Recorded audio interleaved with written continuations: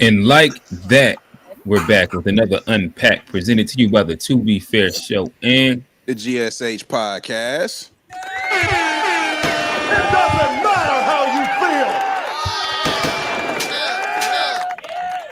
all right, we're back with another one. Again, we took a little hiatus from the Millennial series, but again, we're back. I think it's a current topic that makes sense for us to also discuss.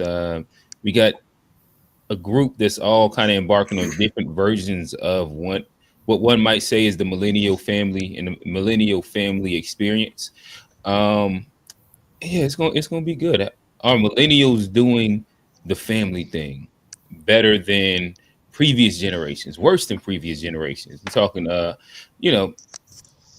parenting, spousehood, marriages, relationships, just general family in general. Yeah, this is gonna be a good one. But before we get there, y'all see the guys, the four horsemen, is all here. Starting off to my right, G, talk to him. What's going on, brother? What's good, everybody? It's G, host of the GSH podcast, where we focus on family, friends, finances, freedom, and our future, and forget about everything else. Check it out wherever you get your pods. Just search GSH POD. Hi. All right, beside him, y'all see him. Black is gold, the mayor of Charlotte. What's going on, Black? What's up, everybody, man? Happy to be here. Try to make it through. I heard you earlier, Q, about the long week. I'm doing the same. I feel you. Try to push through. And then sorry about last week. I think I was like mid talking and my whole computer crashed. I had to go to IT the next day. Oh, damn. My bad. I be doing this on my work computer, but give me like I said, give me a few weeks. I have my studio set up in a new spot. I'll be legit. Oh no, I dig it. I dig it. Yeah, now I figured that your computer just died. But yeah, nonetheless, we back again. 1/3 of the To Be Fair show. The host of the To Be Fair show, Johnny P. What's going on, brother? What up? How y'all boys doing, man? Glad to be back. I got another good one lined up. I'm back Sunday, like I say, December 20th. Okay. Tubies. Yeah, y'all. Yes, sir. Yes, sir. All right, so I use that as the alley-oop that Johnny just set up. Really quickly, just as we do some housekeeping, of course, hit the like, comment, subscribe. Both channels were streaming on the GX or G-Axis Media page, as well as the To Be Fair Show page. And I guess this is a perfect time to make an early announcement. The To Be Fair Show will be having its first annual award show. We're calling it the Tubies. We're going to have some fun. December 20th. Location will be announced soon. Like I said, we're going corporate, baby.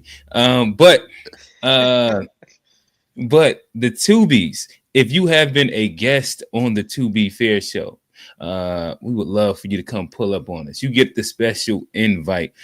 If you are on Unpacked, I have a call then to Unpack. If you are a part of any affiliated programs, we got to try and get our guy G down here. If you affiliate with his program, we want this to be a full family affair. We're going to get up, have fun, make it a live show, and, just have a good time. But with that said, December 20th, Mark your calendars, 8 p.m. Announcement coming soon on the location. There's more announcements to come with the location, so we'll get there. But yeah, make sure that y'all tap in. All right. With that said, I guess I'm speaking about bringing guys to Charlotte. It only makes sense to speak on the guys that came to Charlotte, and I think they're taking a couple Migos away, or maybe some light-skinned black people. It's been a lot of things happening here in Charlotte over the past week. Let me see if I can play a few of them. If you are in the Charlotte area, G, do you know about Charlotte, the page? Nah. Charlotte. Okay, so this is like a local page, but this is one of those local viral pages. I don't know if Durham has one of those. Yeah. But Screaming it out like World Star though. Yeah. It's one of those. So there's been a couple different things. This right here is there has been multiple student protests that have happened across CMS in protest of ICE. So yeah, like I was dropping my son off at school. I got the call from the school. It was like, hey, we understand kids want to voice their opinions and do that in a great way, but if you walk out, there will be disciplinary actions. But every single major high school that I could think of have did their version of a protest. I think even at Chambers they did it. As you see, Rocky River, Valentine Ridge. That's the rich folk. Yeah, right. Yeah, it has been a lot of protests when it comes down to how the kids specifically have been feeling about it. Again, I push a couple more plays. Yeah, take your time, baby. What the fuck y'all gonna do? What y'all gonna do? What y'all gonna do? That's some real shit. Ugly ass motherfuckers. Nobody scared of y'all bitch ass motherfuckers. Fuck your family. Fuck your mama. Fuck your family. Fuck your mama. Lame ass bitches. Fucking rotten ass hoes. Run! Run, Migo! Run, Migo! Offset, get up out there. Run, Migo! Get up out of there, Migo! Run, Migo, run! Oh man. Fuck you! Fuck away,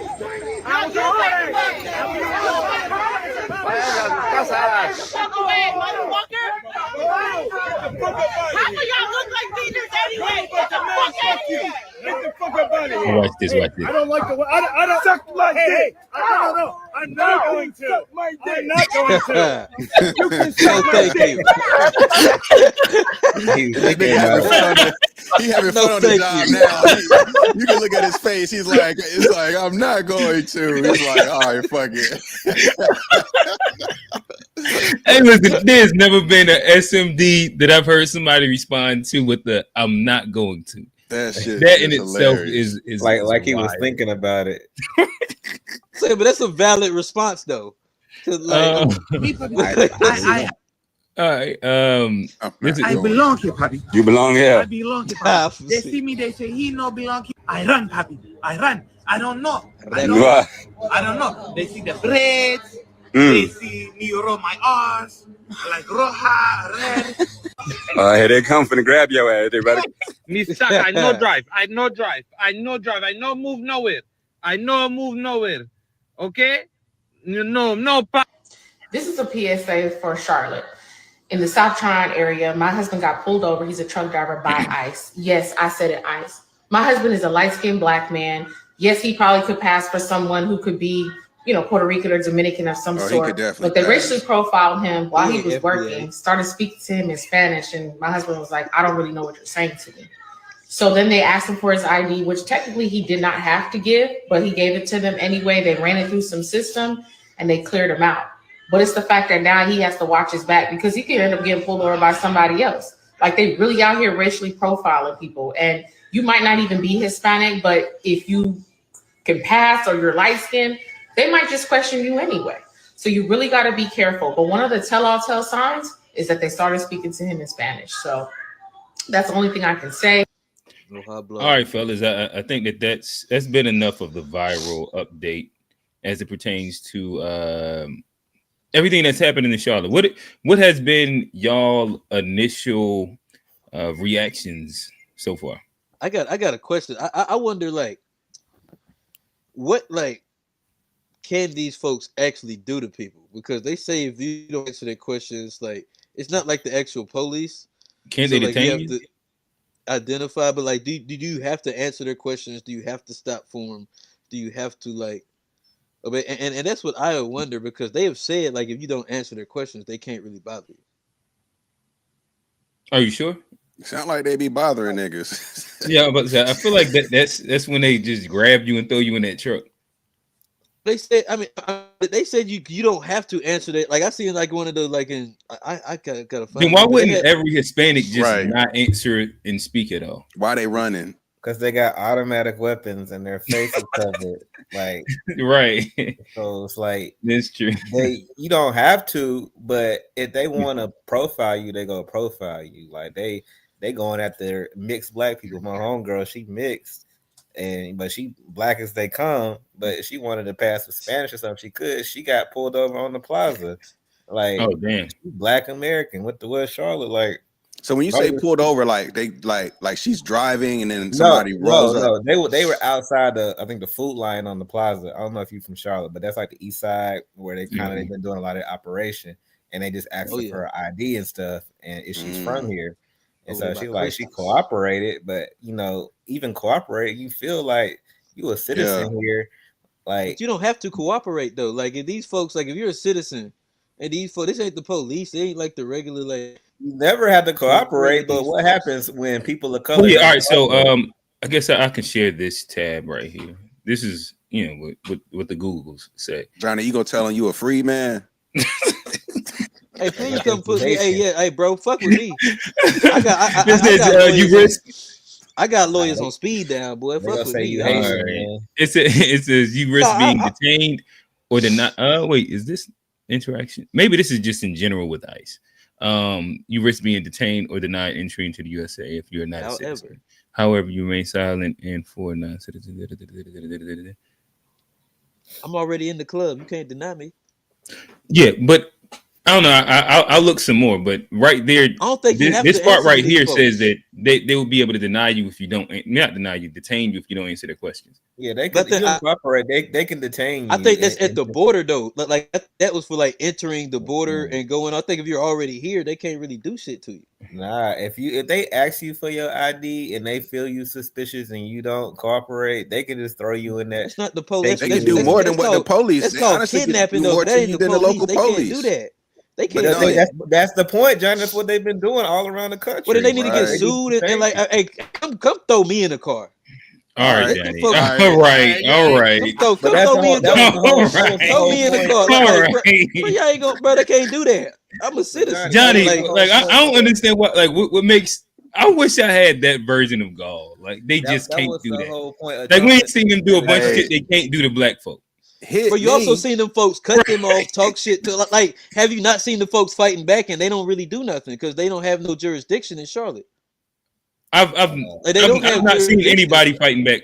Send me some of the videos of people fighting back. Johnny, I see niggas running. I've seen that. We just showed the video where they cut them folks off in the street. Well, these are black people that are not attempting to detain. We're speaking of. I thought we were speaking about if they came and questioned you with the suspicion to detain you. That's different than citizens. Gonna tell them, Johnny? Just stopping them. You just got out your car and you walking into the store and they like, hold up, sir, we need to see your ID. What you gonna say to them? Hey, but I'm FBI. I'm more American than you, buddy. And you just gonna keep it moving like that and keep walking. Yeah. And keep Johnny, walking. They ain't gonna touch me. Johnny, listen. They ain't touching me. It's gonna be about 3 of them surrounding you.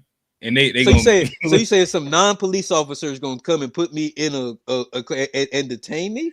So, just a question, Johnny. Have they detained black Americans already? You untouchable, boy.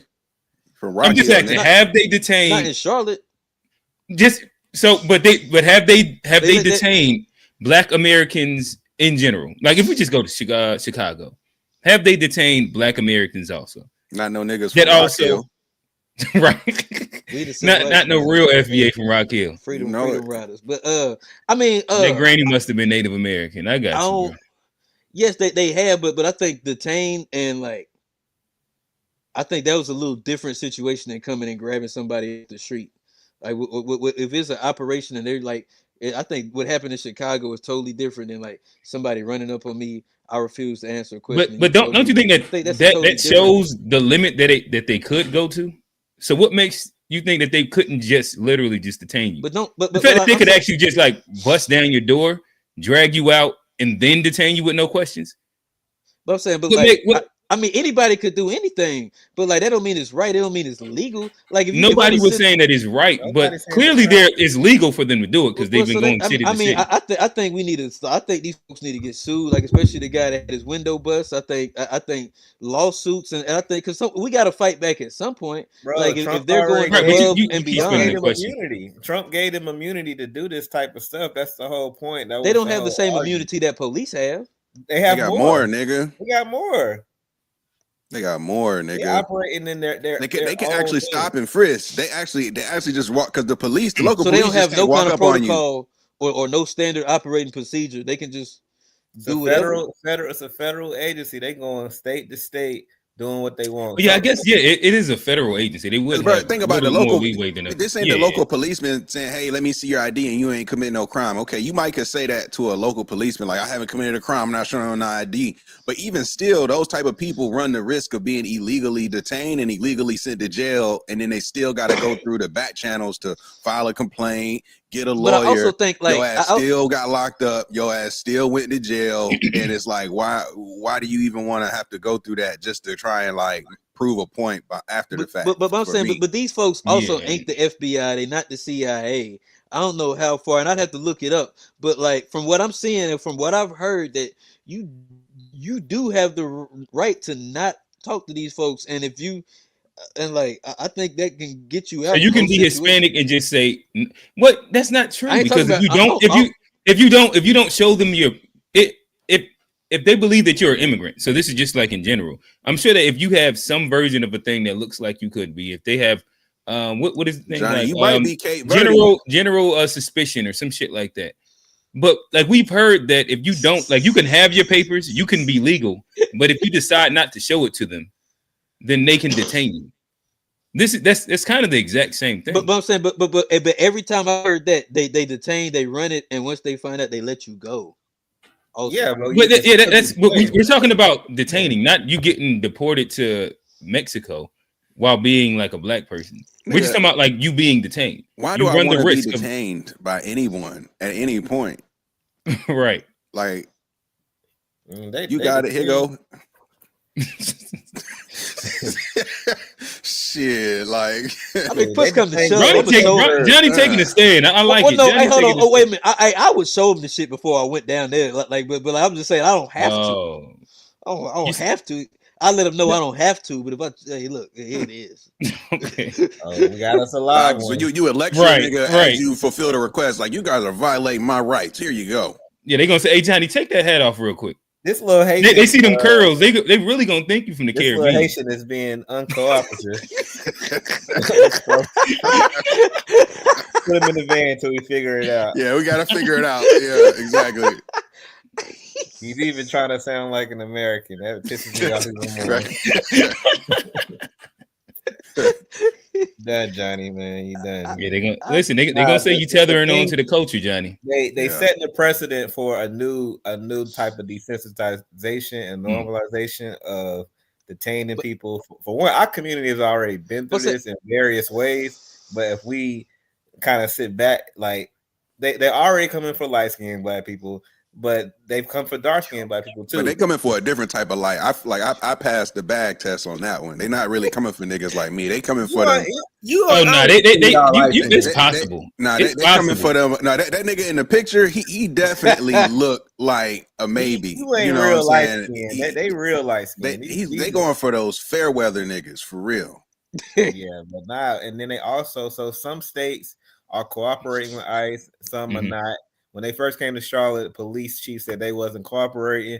2 days later, they changed their mind. So now you see the black people can get arrested for obstruction with a federal operation. That's a new thing now. So ICE might can't get you, but a CMP there is with them. They can get you out of their way too, and that's two birds in one stone.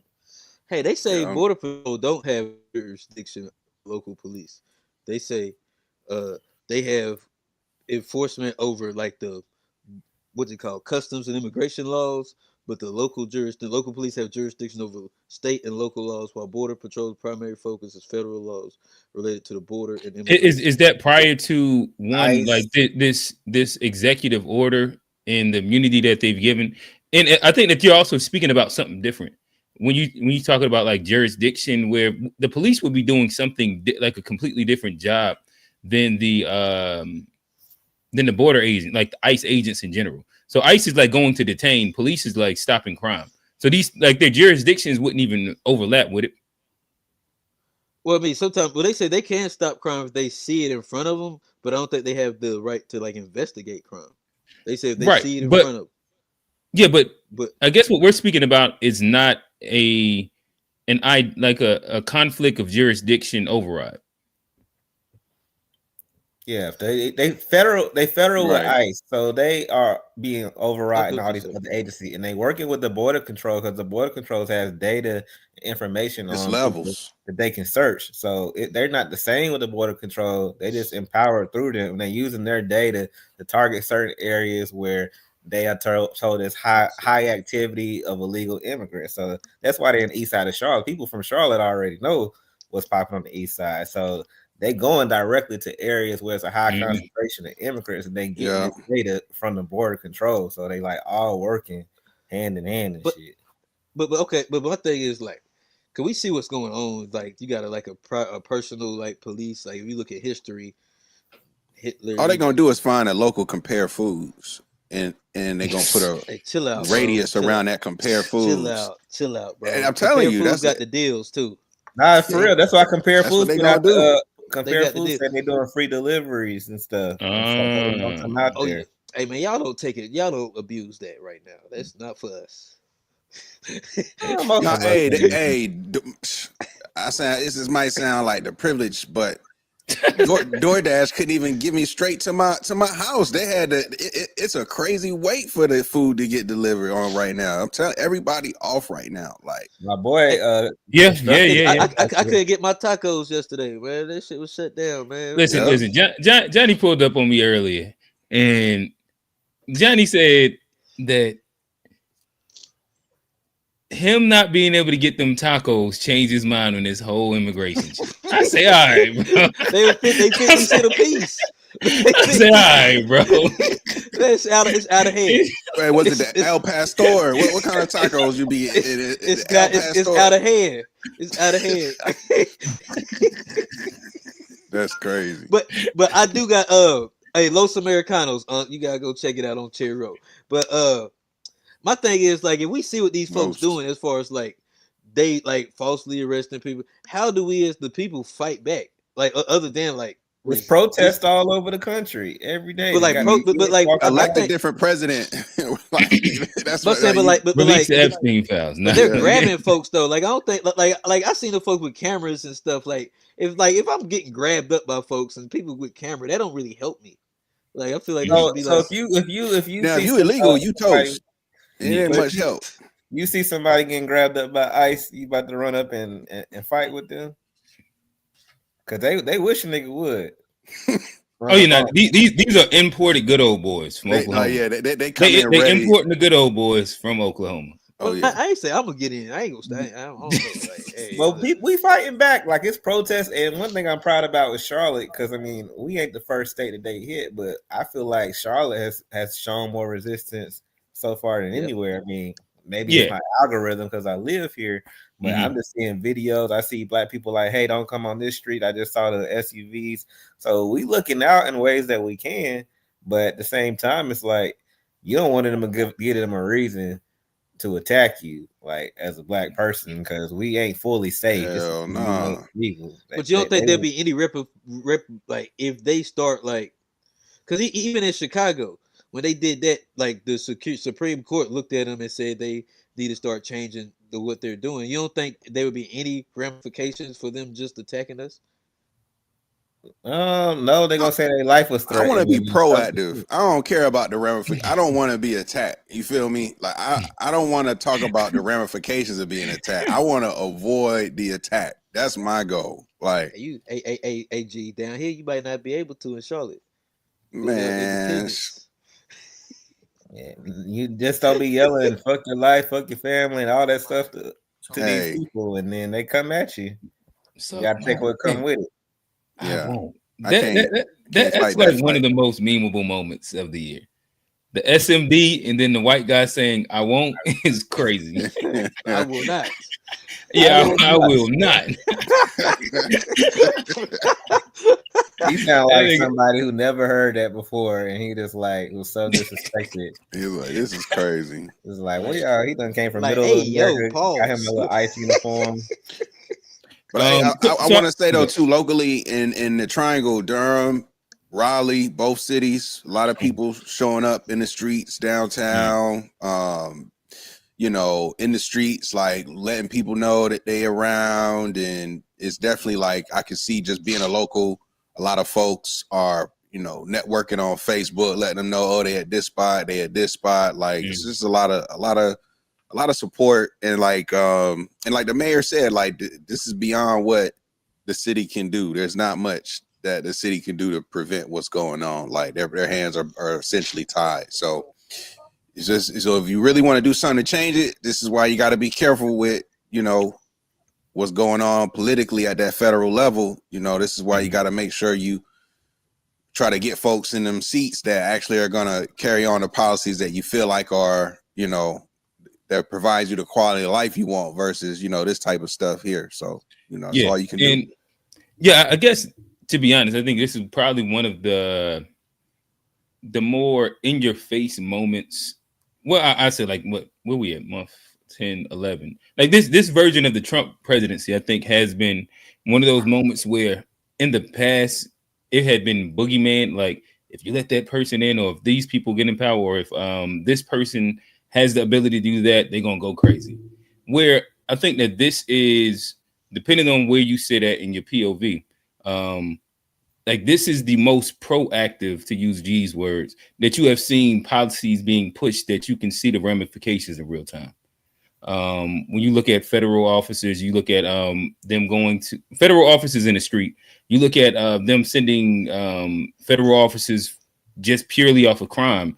And this is like non-immigration based. Like there's a lot of like pushing the line that I don't think that we've seen from any other Republican or Democrat candidate or president in the past, to where I think that to what G is saying, like this is one of those moments where I think that it gives precedence to some of these upcoming elections, to where people might be a little bit more like have more fervor to go vote. And especially the Hispanic community, like y'all, I mean, like a lot of them got egg on the face for voting against their own interests and their own people at the end of the day. Like people talk about, quote unquote, you know, our community, black men who voted for Trump, but really, it really wasn't a huge margin of black men that voted for Trump. But when you look at a Hispanic community, like, you know, given the nature of how a lot of them arrived to the United States, their relatives, things like that, I'm very surprised that, you know, how it ended up turning out. And I know a lot of them are regretting how they voted, you know. So, you know, they had one on the news down here. He voted for Trump, ended up getting targeted. Yeah, it's a lot of them like that. It's a lot of them like that, unfortunately. So, you know, you'll live and learn. I got one more question for us. Like, as far as like, you know, at first, like, you know, it wasn't really, it wasn't affecting me. I ain't really care. But like, I see folks like, where like these border agents, they're super unprofessional. I've seen them like chasing people through yards. Like they're causing a public disruptance, this disorderly conduct. And like, at what point is it going to be enough? Like, because like, as the people, I think we do have some kind of power as far as like, we see what Charlotte's doing. I think they, you know, are kind of setting up a blueprint of how to fight back. But like, at some point, I think maybe this is the line, but people do have to fight back against it. It's so unjust that we're saying this. Like, we can't just sit back and record people like snatching folks up if it's really that bad. And like, but the people recording are heroes too, because we won't even see some of this shit if they didn't record. So it got to be somebody that kind of show people that's like, oh, this is fucked up.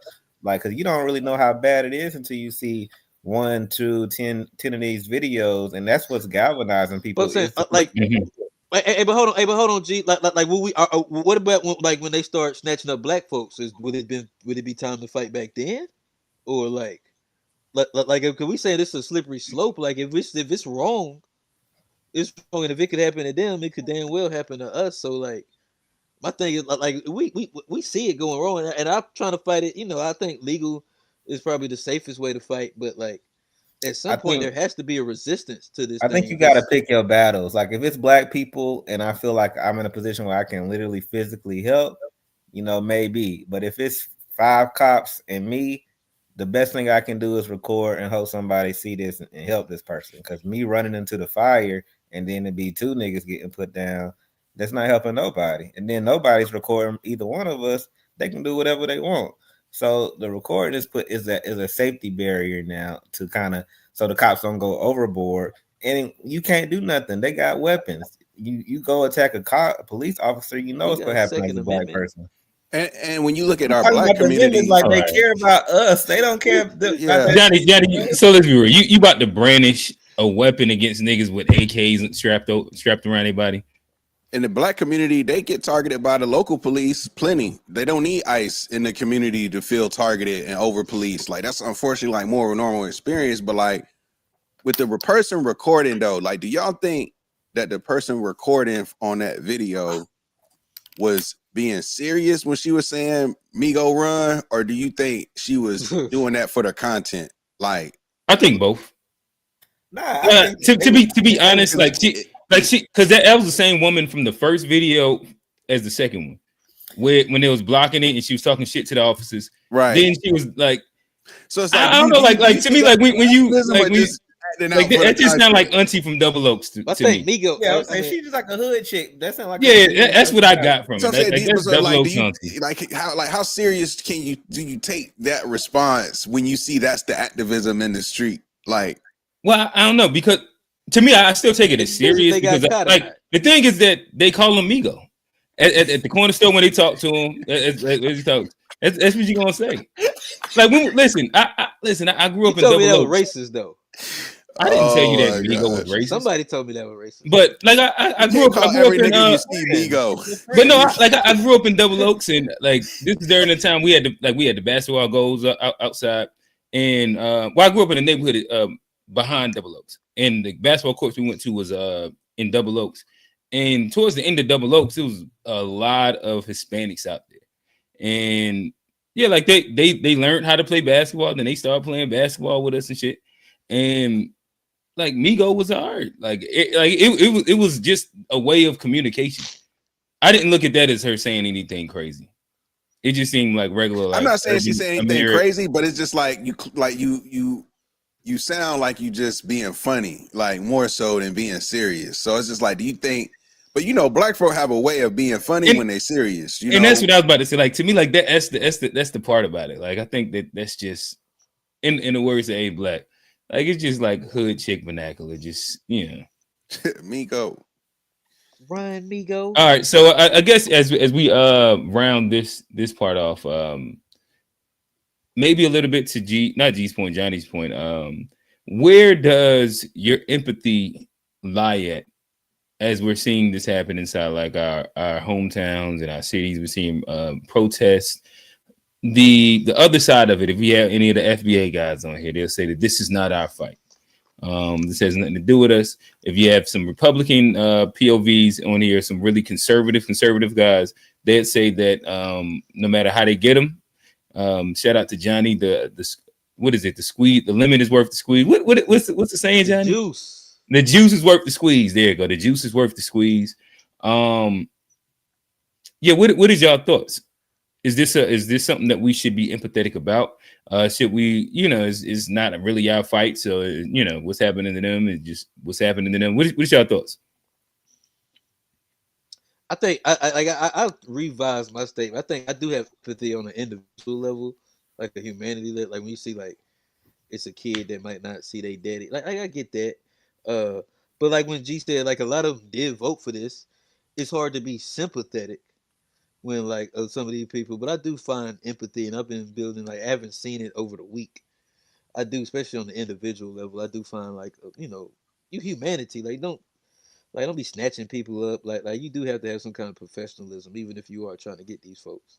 So I do have some empathy on like just a human level, but sympathy is I've been struggling with that sometimes. Yeah, I think you can be empathetic, with also not without dying for him either. At the same time, like I don't believe in like cracking jokes or kind of laughing at their pain right now because I don't know why people don't understand it. It always switches back to us some kind of way. Like, so if they doing them like this, and you laughing and get your papers right and all type of jokes, it's like it's only a matter of time for they say they get all the immigrants out of America, and then what ICE gonna do? What do you think they go? Who they go turn on next? They coming for niggas some Like kind of way. this. Now, so I think we can be empathetic. I don't penalize somebody for not being at every protest and stuff, but the way this is being carried out is not cool. It's not right. It's setting a new precedent. Yeah, and so I don't believe laughing at it. Like, are there racist, conservative Latinos who voted for Trump who might deserve it? Cool, but just to assume that they all of that, like most of them can't even vote because they illegal. So these ain't the people that you should be. Oh, you voted for this. I guarantee these illegal people didn't vote. Like if they are illegal, how are they voting? So how are you saying that they voted for Trump? And even if you did, it's black people that voted for Trump and white people that voted for Trump who are not getting what they voted for either. So I really hate this. Gotcha. I told you so. Kamala would have been different. This is what y'all get type vibe we got in the country. It don't help nothing. It's like people made a choice. It was a bad choice. How we go deal with it? But just kind of say, well, y'all chose this. Y'all chose like this shit is getting old. Like, right. It's only a matter of time for like, well, we got all these Mexicans. What's next? Who else can we oppress? Well, we've already kind of seen that with sending the I know we sent federal agents to specific cities, the National Guard to the cities inside black neighborhoods. Mm-hmm. Yeah. Then after we saw what happened at the train stabbing, they ain't had nothing to do with immigration. It was an immigrant girl that got killed, but it was a black man that did it. So they wanted to bring the whole National Guard here by shipping off a bunch of immigrants. Yeah, so yeah, we can be empathetic, man. People need to be educated on it. I feel like they just need a better way to do it. Cause it's the immigration. Like how would you run the country? People go sneak in, some escaping crazy stuff. I think there should be a time limit once you do get caught up on getting your paperwork together. But I don't think the way they're going about it, like I seen them like this little skinny Spanish girl getting thrown around like she a damn cartel member or something. So just like the way they handling folks, it's like it's unnecessary. Like I don't know, you put an ankle monitor on them until you get your paperwork or something. But I feel like it should be more of, all right, we caught you. You got 6 months to get your paperwork together. If we don't, we got this monitor on you. We go come back and get you. Like it should be some type of leeway. I feel like America is like, if you cross the border and you don't get caught, then nigga, you good. Stay out of trouble and keep your head low. But I mean, that's the whole concept of how the Europeans came over here, running from Britain, poor, couldn't practice their religion, oppressed, came here, genocided people, took their land, and now they be kind of doing the same shit. And to do all of that, and it still be poor white people that had the most to say. I'm like, y'all done took over this whole country, took the Indian shit, had free labor, and y'all still poor and white and mad. Like, And y'all want to do the same thing to immigrants when y'all was immigrants, when y'all had Ellis Island in New York and y'all flooded the European immigrants in so you can make this a white majority country. Like they did the same thing. So it's hypocritical. Then you got our president married to an immigrant, vice president married to an immigrant. So it's just so many contradictions going on. I do believe Hey, Black. Do you think they're like you saying, they're testing out this new thing as far as like they're trying to see like how far they can do or like what they can get away with? But wouldn't that also be a test for the people and for like what we're allowing and like what we respond? So I think we do have like, you know, a responsibility, obligation to you know, resist this as much as possible. And like I say, even if it has to get like violent at this point, like they snatching folks up. Like I mean, like how much more are we gonna wait until we start like, you know, trying to fight back? And like I said, I don't know the right answer as far as how to, but I feel like if we do just sit back and like let this fly by, they're gonna try it again and they're gonna get a little bolder. And I think it is a precedent that's being set. So I think, you know, Americans, we do have to be wary and you know, respond accordingly too. Yeah, I think the time of a physical fight back is pretty much dead. Like, there's only one way Americans can fight back, and that's through halting capitalism. It's like serious financial boycotts and things that really disturb the economy for them to change it. Us getting in the streets, yelling, getting musty, going down permitted roads blocked off by the same cops you're going against, that ain't moving no needle because everybody's not protesting. But you get everybody to really boycott Amazon this Christmas for real, or the post office, or something that's like affects a billionaire or somebody serious. That's when you make change. But the thing is, we don't have large scale unity. It's pockets that protest, whether it's LGBT or trans or the Latinos or Spanish or the Black people. But what makes every American get out in the streets? And that's what's missing to have true resistance, you know, because it can't just be one marginalized group fighting for themselves and a few people help in. It ain't gonna make no difference. And we don't got the gunpowder. You go out there, you go get shot up. And this is what a lot of them people hope and train for somebody attacking them so they can use these nice weapons that they got and shoot your ass up. So how else can you fight but fucking up their money? Everybody. I think I saw a thing that said like so here's the thing, like what's going on, I think is terrible, but at the same time, I think it's also potentially being covered in a way that might make it seem like a little more vicious maybe than or impactful than what it is. And I say that because I think I saw that all that stuff they did in Charlotte, they made around like maybe 150 arrests of illegal people or something like that. Does that sound like 250? 250. In the grand scheme of like population, that shit ain't impacting the city of Charlotte. 250 people, like that's a. But to be honest, though, that's like a record though. They broke in the city of arrest. That's crazy. Also, if that's the record, that's kind of wild. Yeah, I'm surprised to be that low. That's a record. But G, what I will say that we haven't necessarily spoken about in general, and this would be to A Black's capitalism point, and like alluding to what Johnny spoke about earlier, like the taco spot, like that's closed. Like my wife, she be back here by about 5:15. I ain't gonna lie, because ain't no traffic. Ain't no like the traffic back and forth, like is dropping my son off at school is never any traffic on the days that it usually would be traffic because of everybody's in the house. There's a lot of money being lost.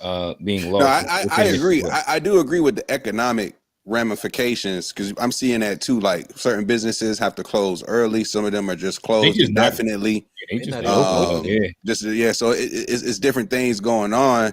But I'm just saying from the standpoint of like the fact that they're doing all of this theatrical, active stuff with the National Guard or the ICE and all this stuff. Like they're doing all of this grandstanding stuff for 250 arrests in a city. That's what I'm saying is like you're not really even moving the needle like that. Like if you bring this many resources to quote unquote combat illegal immigration, you would think that Charlotte was flooded with, thousands of immigrants and they gonna clean some shit up. I'm just saying, like, finding 250 quote unquote scattered people throughout the city of Charlotte is not over 2 weeks. That's not a days, you really over a couple of days. That's not really a lot in my opinion. Like y'all really didn't do a lot given all of what y'all are doing. Like y'all are doing a lot to get very little less juice for the squeeze, if you will. Like it's like, what are y'all really doing? Y'all ain't really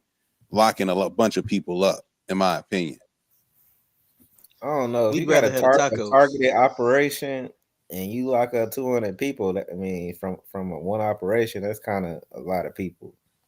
Well, I thought that y'all was saying like 250 over the course of like the 2 weeks they've been here. So y'all said they got 250 in 2 days since they've been there. How long they been? It just started Saturday. I've been active 2 days. I know because the news keep reporting the number getting higher. Well, it started Saturday. It's Wednesday now. That's like 5 days. It's been like 5 days. It's been a couple of days. I don't think it's been 2 weeks, but it's been like a handful of days. My bad. All right, so it's been like 81 the first day. It was 150 the second day. And I'm talking about just in Charlotte, like the number of just as it relates to Charlotte. Last week they announced that they was coming down here. Yeah, they just announced it last week. Yeah, they announced it. But I feel like they started doing a little bit like the end of last week. Up too. Nah, they started operation on Monday officially. But they was arresting folks Saturday too. It went. I remember. Yeah. Because you about to say you had about it on Sunday. Yeah, we talked about it on Sunday. The whole little thing when ICE pulled dude over twice the side. Yeah. That was on Saturday and knocked out his window. Some of the guys they must have been doing overtime because they got here early.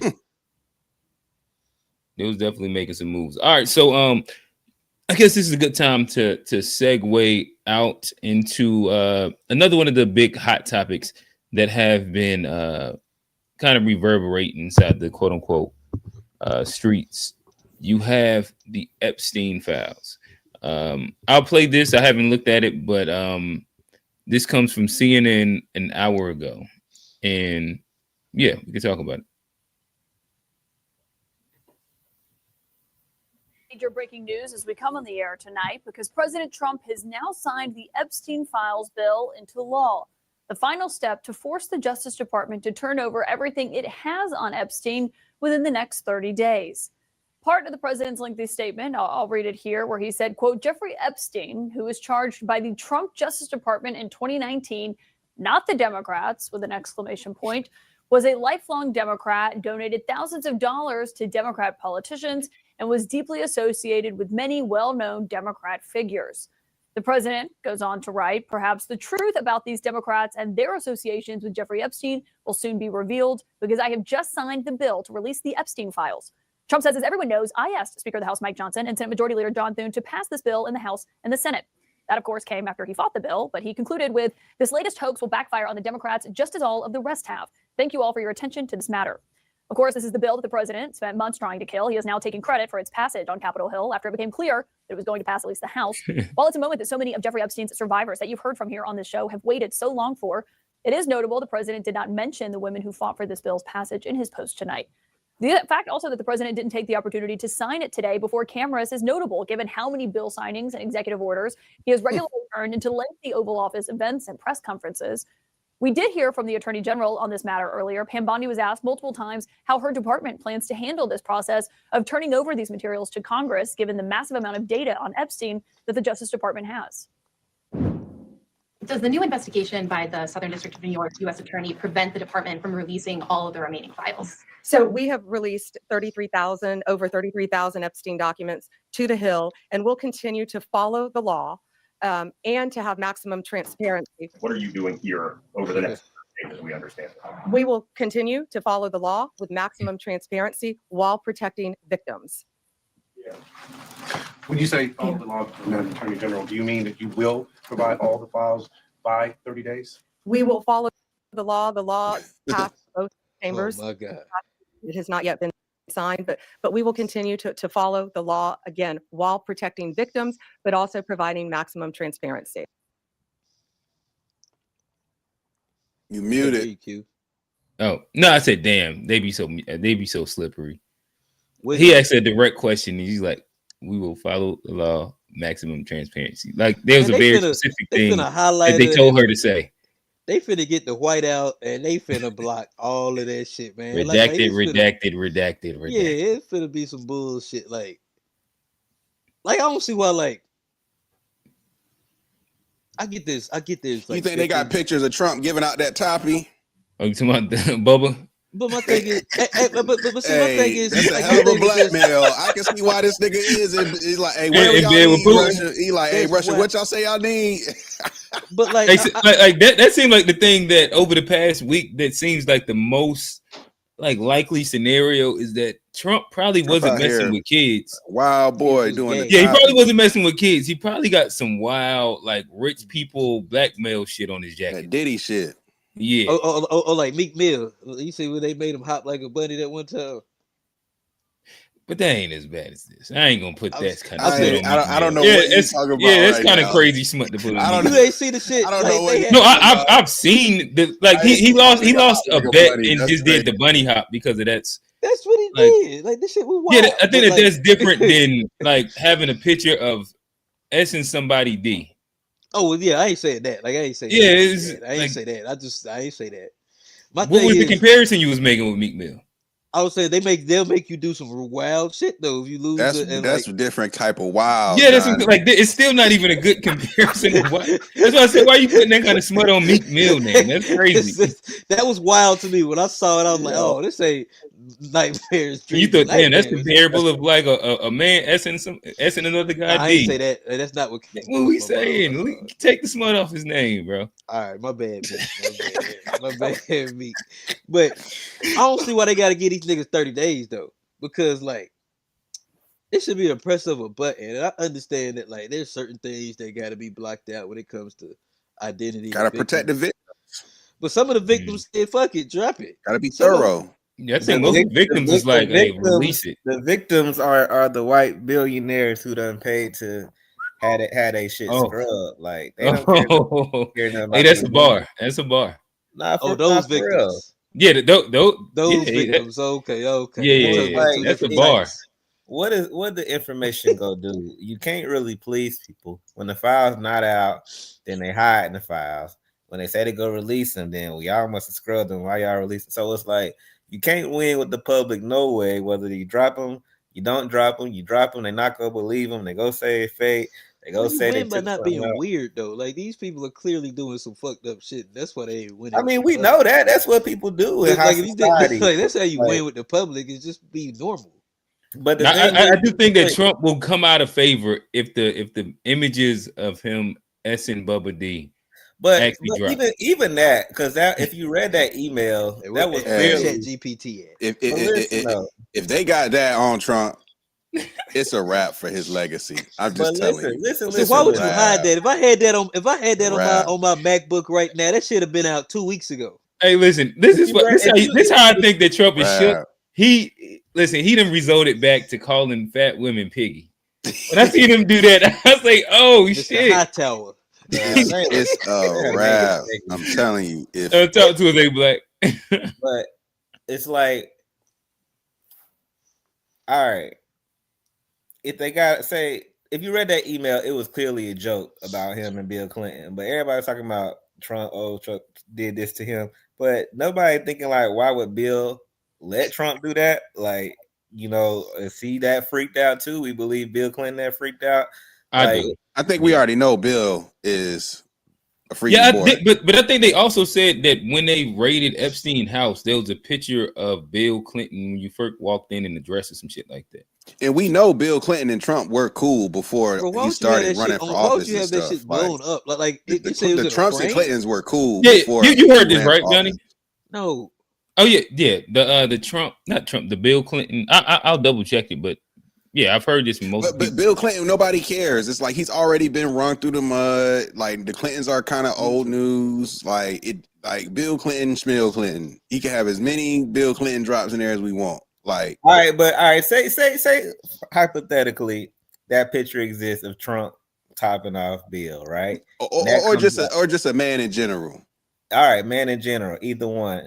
It's not underage girl, it's not rape, and it would be hypocritical to shame him at the same time when you trying to get trans people to play sports and get all this right for gay people. So it would just be flipped in that way. It wouldn't really do no, I guess I'm saying that it would hurt him with his base. It would tear up his legacy. It'd be hypocritical though. Like the Dems, it'd be hypocritical for the Dems to like really drag on it. But I think all the MAGAs, the you white can't be Christian and supporting this man. You can't be a leader, and you can't be the leader of the free world with that picture out there, bro. That's why Pete Buttigieg won't be president. It's just certain things. They'll probably vote for Bill Clinton before Trump after that. Nah, the white dude's gonna come out and be like, you know what? I sucked a little dick myself too before. It's kind of wild because the thing about it is that like you start hearing the Republican limits, the more that Trump get implicated. Now you hear I forget what Shorty name is. She was on the news saying, well, Epstein wasn't really a pedophile. They weren't 5-year-olds. They weren't. They wasn't 5-year-olds. They was just like 15, kind of legal. Yeah, crazy. Like what really is a pedophile? Like I was like, wait, we can't be doing this. Megyn Kelly, yeah, Megyn Kelly. I believe Republicans is Democrats. They all involved in it, but I just don't believe nothing we ever get is gonna be truthful. And even if we do, what the hell are we gonna do about it? Like vote for some other people. Like we could get rid of like we ain't gotta keep on voting. This is last hurrah anyway. So I feel you about Trump. I feel you about Trump, but like he in it for legacy. There's gonna be a lot of other people though that I think are legacy good politicians that like need to be like. Well, I think some of them guys in Congress is gonna get. But you gotta like. I think like there has to be something like if this thing's dropped and it's as many people as we think it is, or it's the number, we can't keep on going with these same peoples as our leaders. Yeah, but like we have to change governments. Like we gotta get them up out of here because pictures and emails in the age of AI don't hold enough. Okay, but like we don't even need it though because we know what these folks on and so we still let these run the country and make decisions. I don't know money. Shit. I just want to get my money. I don't care what they people doing. I don't know but what they taking your money though. Like that's why I'm worried about that. But him still gonna pay them ain't got nothing to do with my taxes. I'd rather some regular folks decide where my tax dollars go than some weird folk though. For real, I don't care if you weird as hell. If I got my money, like get my money right, man. Let's get these taxes together. Well, Trump fucking that up too. Like I mean, he like I care. You got 2 G's on the way. Don't worry, player. If you touching kids, I thought he was taking that back. Oh damn. That's what the little headline. I didn't read the headline, but I seen the headline say, Trump starting to think about using them taxes for something else. The $2,000. $2,000. He's scrambling because right now he just it's not looking good for his just his overall. Like I said, even like his base is fractured. He's arguably the weakest he's been. Like I don't know if y'all saw too in Texas that he had a federal judge that was appointed by him vote against the gerrymandering, redistricting that they were doing out there. Vote against that. Like he's starting to see some people within his party that typically just fall in line are starting to move a little different. Man, this is like I said, this is arguably the weakest he's looked in his tenure as president. So I'm curious to see how it play out. I think it's a dangerous time though, because like, that hit dog, or you get a dog in a corner like that, you see what he's looking at. Like I ain't gonna lie, I feel like Trump might fuck around and burn it all down. But no, he got the that's what I'm looking at. He got the guns pointed towards Venezuela already. I ain't even talking about that. I'm talking about like that's how it starts. That's how it starts because Russia gonna come in. All right, you about to get geopolitical, let's get there in a second. Okay. I'm just speaking about whether them emails or whatever come out of him. Like Trump ego is too wild and he knows too many people implicated.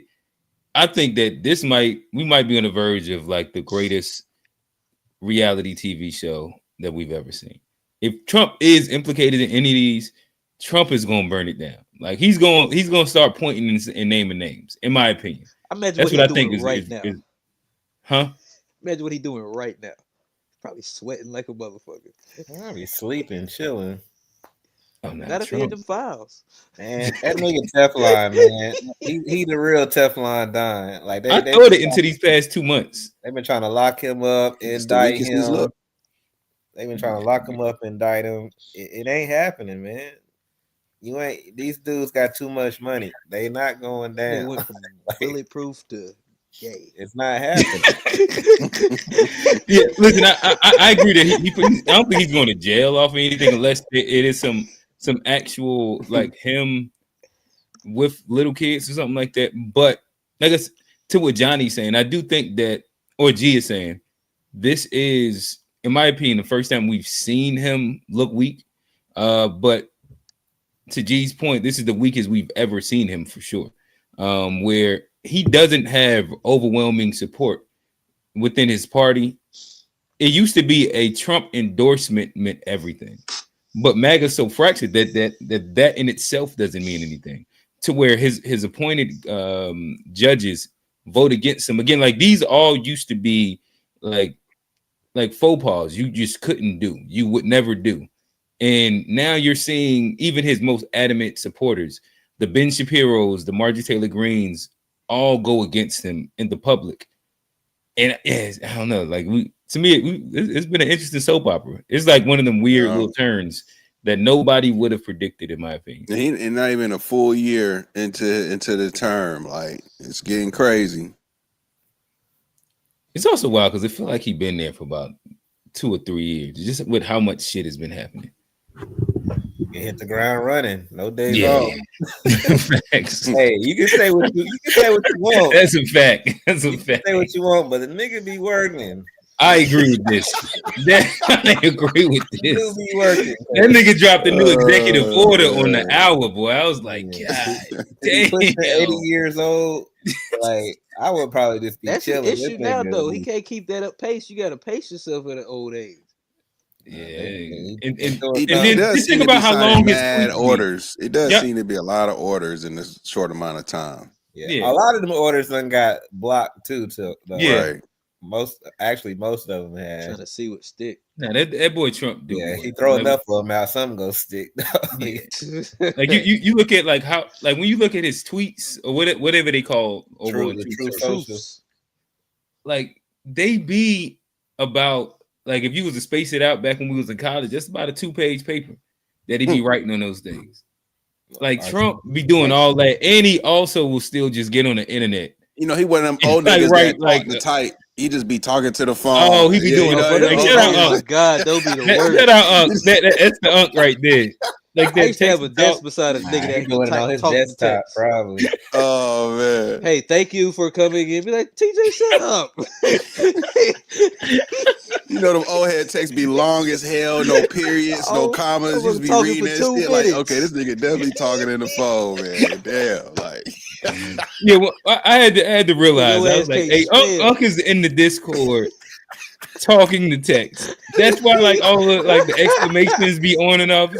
I was like, all right, I see what's happening here. Exclamation point! Point! We talking shit to us, boy. I say it's.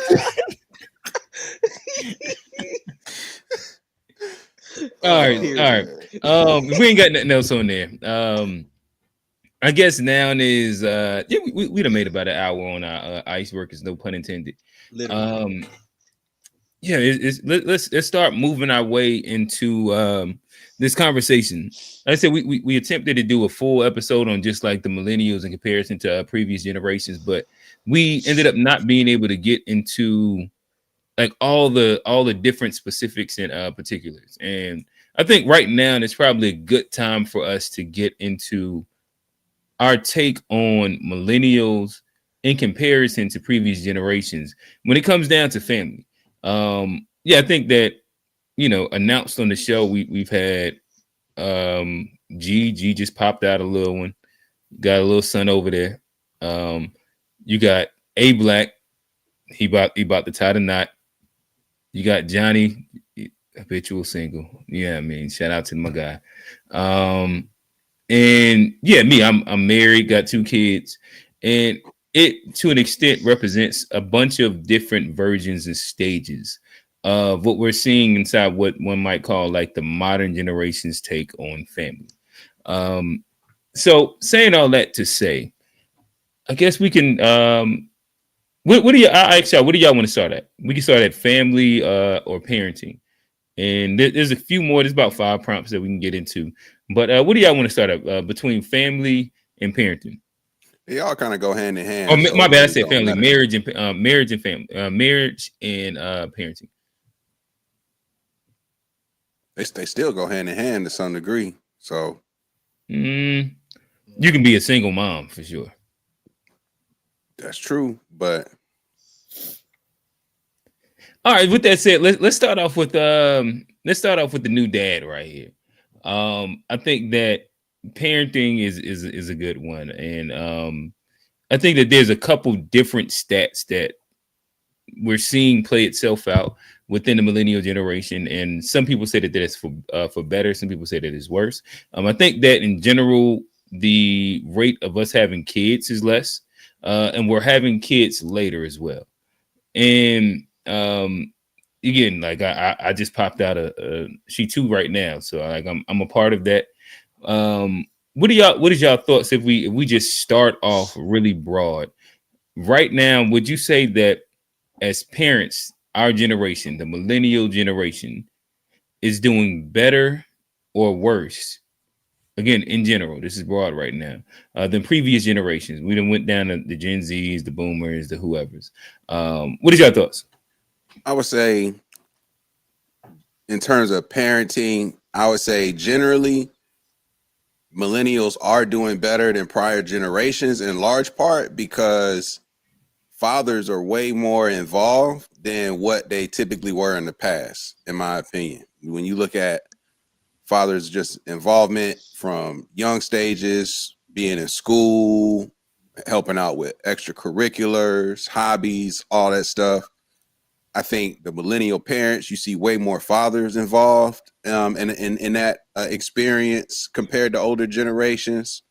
And I also think our generation from a parenting perspective is also, compared to prior generations, going to be more likely to embrace a more emotionally intelligent approach to our children than generations past, where generations past is basically like, stop crying, you know what I'm saying? Man up, do this, do that. Like, versus today, I think both mothers and fathers of our generation are just a little bit more in tune with the fact that folks have different emotions and that presents itself different ways. And I think they're more conscious about trying to maybe tailor their approach based off of the kids' needs and emotional ability. So I think for those reasons, I would say I would give millennials the nod as it relates to parenting over previous generations. Those would be like the 2 things I would highlight to say that we are doing better than past generations.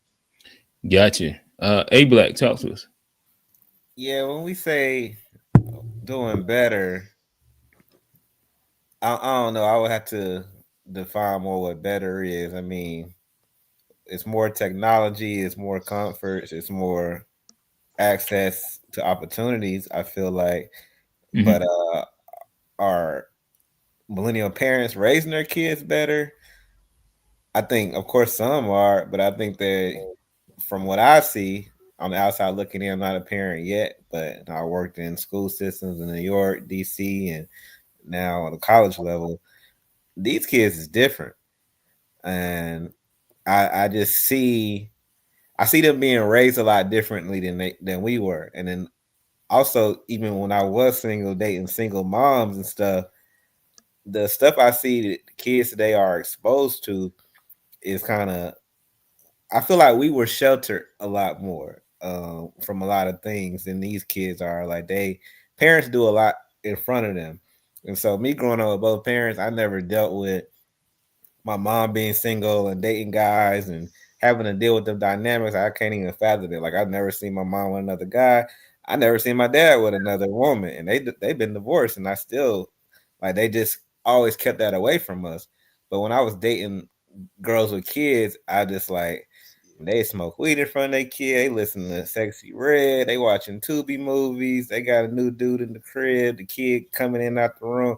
It's just like certain dynamics and behaviors that are more allowed, and then I'm kind of we starting to see this epidemic of YNs and like this new crop of hood kids and street kids and ghetto kids, because a lot of their parents, I feel like in our generation, and not all, not y'all, but they still want to be kids themselves. Like they still are, showing off for online. I see so many women with kids in the club every weekend.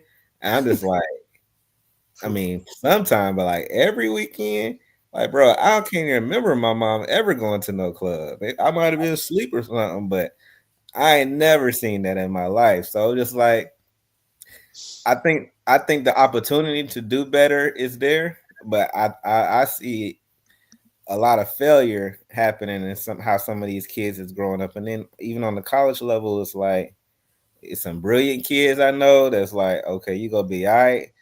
But I'm worried about the future sometimes with the way these kids carry themselves and the way they think, and they lack a drive and motivation.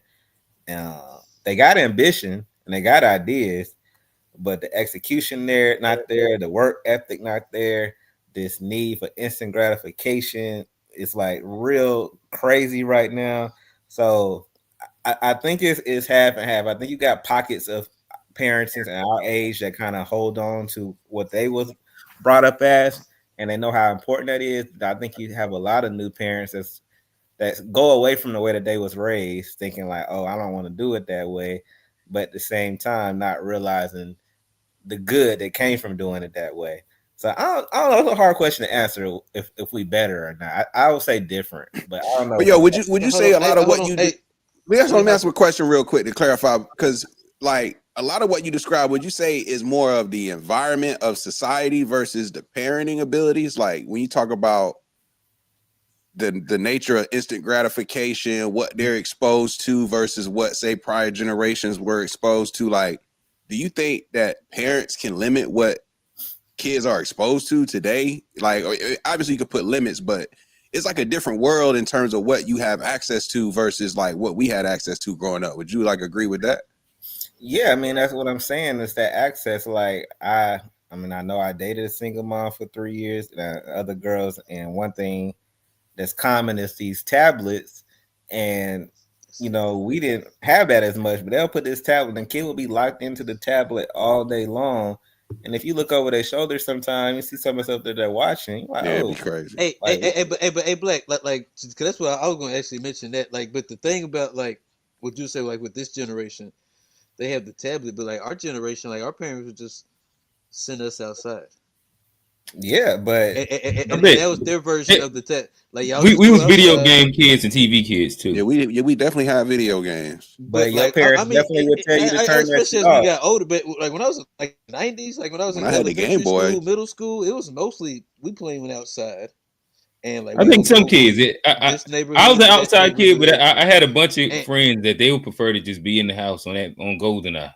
Oh yeah, GoldenEye had niggas in a chokehold. It feel good out here. Niggas would not want to get off that GoldenEye. GoldenEye had niggas in a chokehold. But the thing is, though, when your parents want you to get off of stuff, they turn it off. They took that game. They unplugged it. They didn't use it as a pacifier. Now the parents encourage it, so you leave them the hell alone. Please go play your game. Please. But I think our parents, but see, our parents sent us outside so they could have their freedom. Yeah, but outside, that's a dynamic. That's a dynamic. But outside got its own risk. And I'm saying, and we grew up when we was exposed to shit. We had a lot more trauma. A lot more things happened to us. People might look at you crazy. You got your kids playing outside unsupervised. Like, just go outside. But we stayed socialization. Outside. You get natural socialization when you going outside. But sometimes you get socialization around the wrong shit, and you get exposed to shit. There's no control. Don't put them outside in the hood. But if you in a nice neighborhood and you met your neighbors, and that might be even worse. It might be worse, bro. Like, I think it is worse. I ain't gonna lie. Worse, like having them in that neighborhood, like them niggas sniffing the glue. Hey Corey, you want to pop You gotta know your neighbors. Oh, my dad's got a whole refrigerator. He'll never know. Like, yeah, nah, you know, Yes, hang out with bunch the of little white Michelob kids Lights.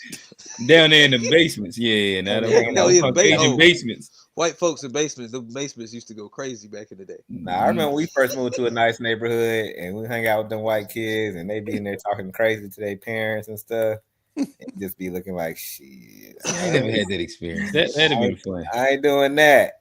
But then it's funny, they'll come to your black house and they respect the hell out your mom. Like, okay, they scared of. They don't play with your mom, but they'll go back to their own mom and cuss. Oh yeah, they be real respectful with a black mama. Oh yeah, they don't play that. And the black mama tell them sit their ass down real quick, and they do it. Yeah, but I think like you said, it is different. But I think today's parents have a little more control over like their kids. Where like on those tablets, but you can like at least see what they're doing. They got parental controls. Even if they, I think they got less control. Or even the YouTube kids got some sketchy content that's really you like can watch it. Not for kids. That's more controlled than outside. That's more controlled than outside in the neighborhood, like we was at on the bikes. But let me ask you this. I was outside. But G, let me ask you bikes, this. It was a wrap. I was outside. We critique YouTube kids. What was on Nickelodeon back in the day? You're right. Nickelodeon was. I was watching Ren and Stimpy. When you looking back now, as like an adult, Rocco's Modern Life, like it was a wild time when you just sitting. Even Our Real Monsters. Yeah. All of those was like actual kind of like low key adult shows. Oh yeah. When you look back at it now, that's a fair point. That's a fair point. I think the difference though is we couldn't consume it on demand. Over and over and over and over again. Like, you know what I'm saying? Like, yeah. I think that make a big difference. Like to A Black point, I do think that is one of the bigger criticisms of our generations as parents is abusing screen time. It's like a gift and a curse because we live in an age where if you don't know how to use the screen and be familiar with the screen, you're at a detriment long term. But being dependent on the screen to be, to like soothe and pacify yourself, just to be able to like sit somewhere and be quiet is detrimental long term, I think. So I do think it's a fair point. Like we don't want to get too comfortable just throwing that screen in front of kids as a way to just make them be quiet because we don't have patience. Yeah, I see a lot of that. I dig it. All right, so I'll run down a couple of these prompts. Maybe one of them stick. Are millennial parents more emotionally present or just showcasing their emotional quote unquote vulnerability online? Definitely online. When I see these chicks love their kids online and hate them in real life. Oh damn! Like, and when I speak, y'all, I got too many stories. Listen, right? I ain't talking about.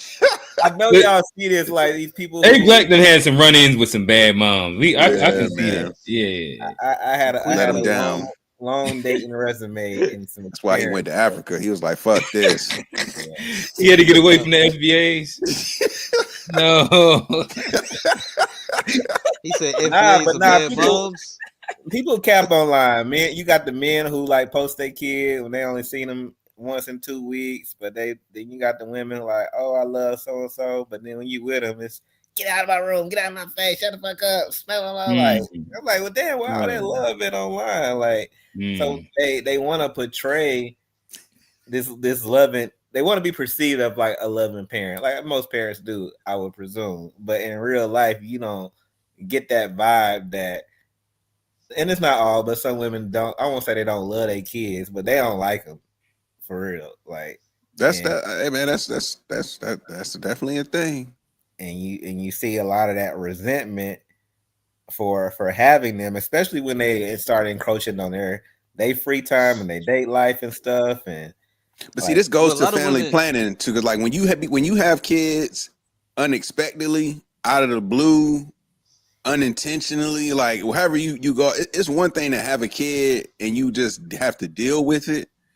And it's another thing to like be with somebody you care about and usher in like a new life together. Like, and so I'm curious, like in a lot of these situations, like from like this is where I would say like our generation, it's like versus older generations. Like older generations, was getting married and they didn't even like each other type of deal, and finding ways to stay together and make families over decades or whatever the case.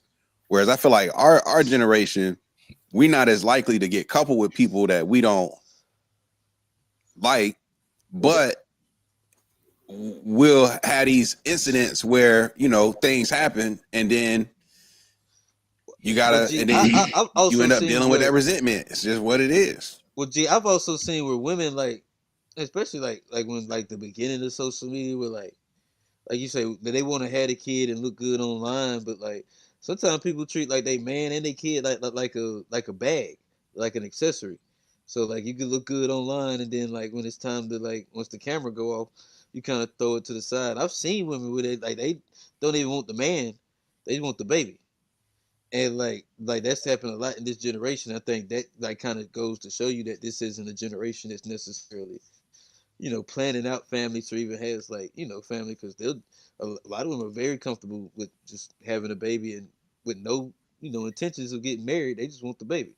You think that inside this generation? Yeah, I think millennials are more family planners than prior. Like, I guess like in general, millennials are having kids later. And having less kids also. Yeah, but I mean, it's a certain, and maybe as a whole, but I've seen like, and even like maybe like the generation that, but there was a segment where like we've learned, but we know the girl in high school that had the kid, and like it was a bunch of like. Oh, no, listen, there's always gonna be some low hanging fruit. So there's gonna be some girls that just had kids early with a guy that wasn't shit and just, you know, just and was some girls that looked up to her and did it too. But I think like that there's more of a trope about black the normal reaching, millennial is a teenage pregnancy. Yeah, that's not even. But we had teenage, like the normal millennial female is like 35 without kids. That's kind of like those girls in that show were our age now. It was 16 and pregnant or whatever the show. Like there's a whole show about like that in our generation, and we was like right out of teenage pregnancy. Isn't like it was very normalized though. Like when we was right out of high school, like they had like shows about these girls that were teenage babies, and but that's not the norm for millennials. Yeah, it's not. I think in my high school might have been one teenage pregnancy, maybe two. I knew a lot of girls, especially by the time we got to college and like before college graduation, there was a lot of girls before 21, 22 that had babies. Yeah, like if you're talking about getting pregnant in college, I think that even that, like, that's different. I don't think that that's the majority of women that's happening to either. Yeah, I think that might be like a 4 to 5% or some shit like that. But yeah. I would say that we had a whole TV show about it in my generation. Yeah, we in the same generation. Just because it's a TV show don't mean that it was like statistically, you could look at the birth rates of kids that were 16 and it's been going down. It peaked maybe like between the 80s and 90s, but it's been going down. Like it is just kind of one of those things that is what it is. But Johnny, to say all that millennial parenting, do you disagree that the trope? Do you disagree that the trope for black women and just women in general now is being like 35 and 40 with no kids? Like that's the trope for women in our generation. I wasn't necessarily speaking. Yeah, with a pet or degree or something like that. When I said what I said, I wasn't necessarily just speaking about black women. I was just talking about our generation. But women in general, in our generation, like that's the shtick. They're married less, have less kids, but they're more quote unquote boss babes, and they get dogs and die alone or some shit like that. Something Kevin Samuels said. I don't know if that's the majority, because I think like when you get to this age, people be like, you getting ready to be a stepdaddy. I think that's a very common trope too with men our age, about like, because most of the women by the time they get age, they do all have kids. Okay, I don't know how, like these are competing narratives. I could just hear to tell you the one that the red pill tell me all the time. They say a lot of shit too.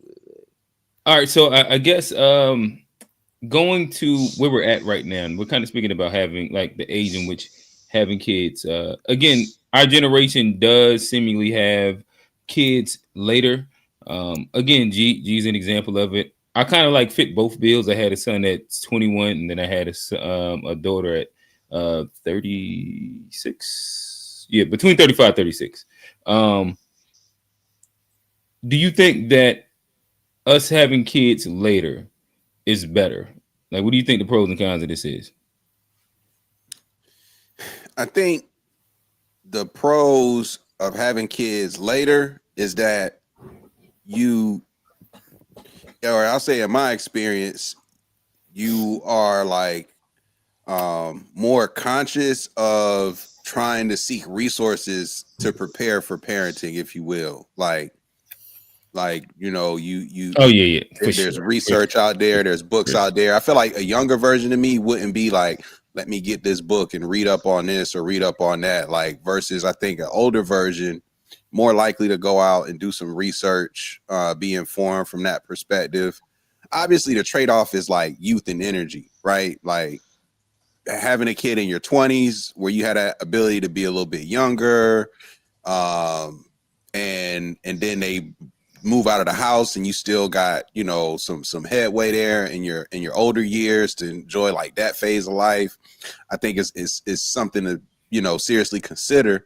The flip side of that is also like waiting a little bit later, you hopefully are a little more financially stable, able to provide a thorough experience for the kids, whereas like when you're younger still trying to figure things out, and you compound that stress and struggle with the child on top of that, like that can make parenting even harder than what it already is. Whereas when you're older, maybe you've got more resources in place to at least help with the financial burden of what having a kid is, which it's expensive no matter how you flip it, slice it, and dice it. It's definitely a crazy expense. So I think for those reasons, ultimately it's like, you want to weigh it, like there's no like right or wrong, but whenever you had a kid, you just hopefully take advantage of the position that you're in. Like, you know what I mean? If you're younger, take advantage of that youth and energy.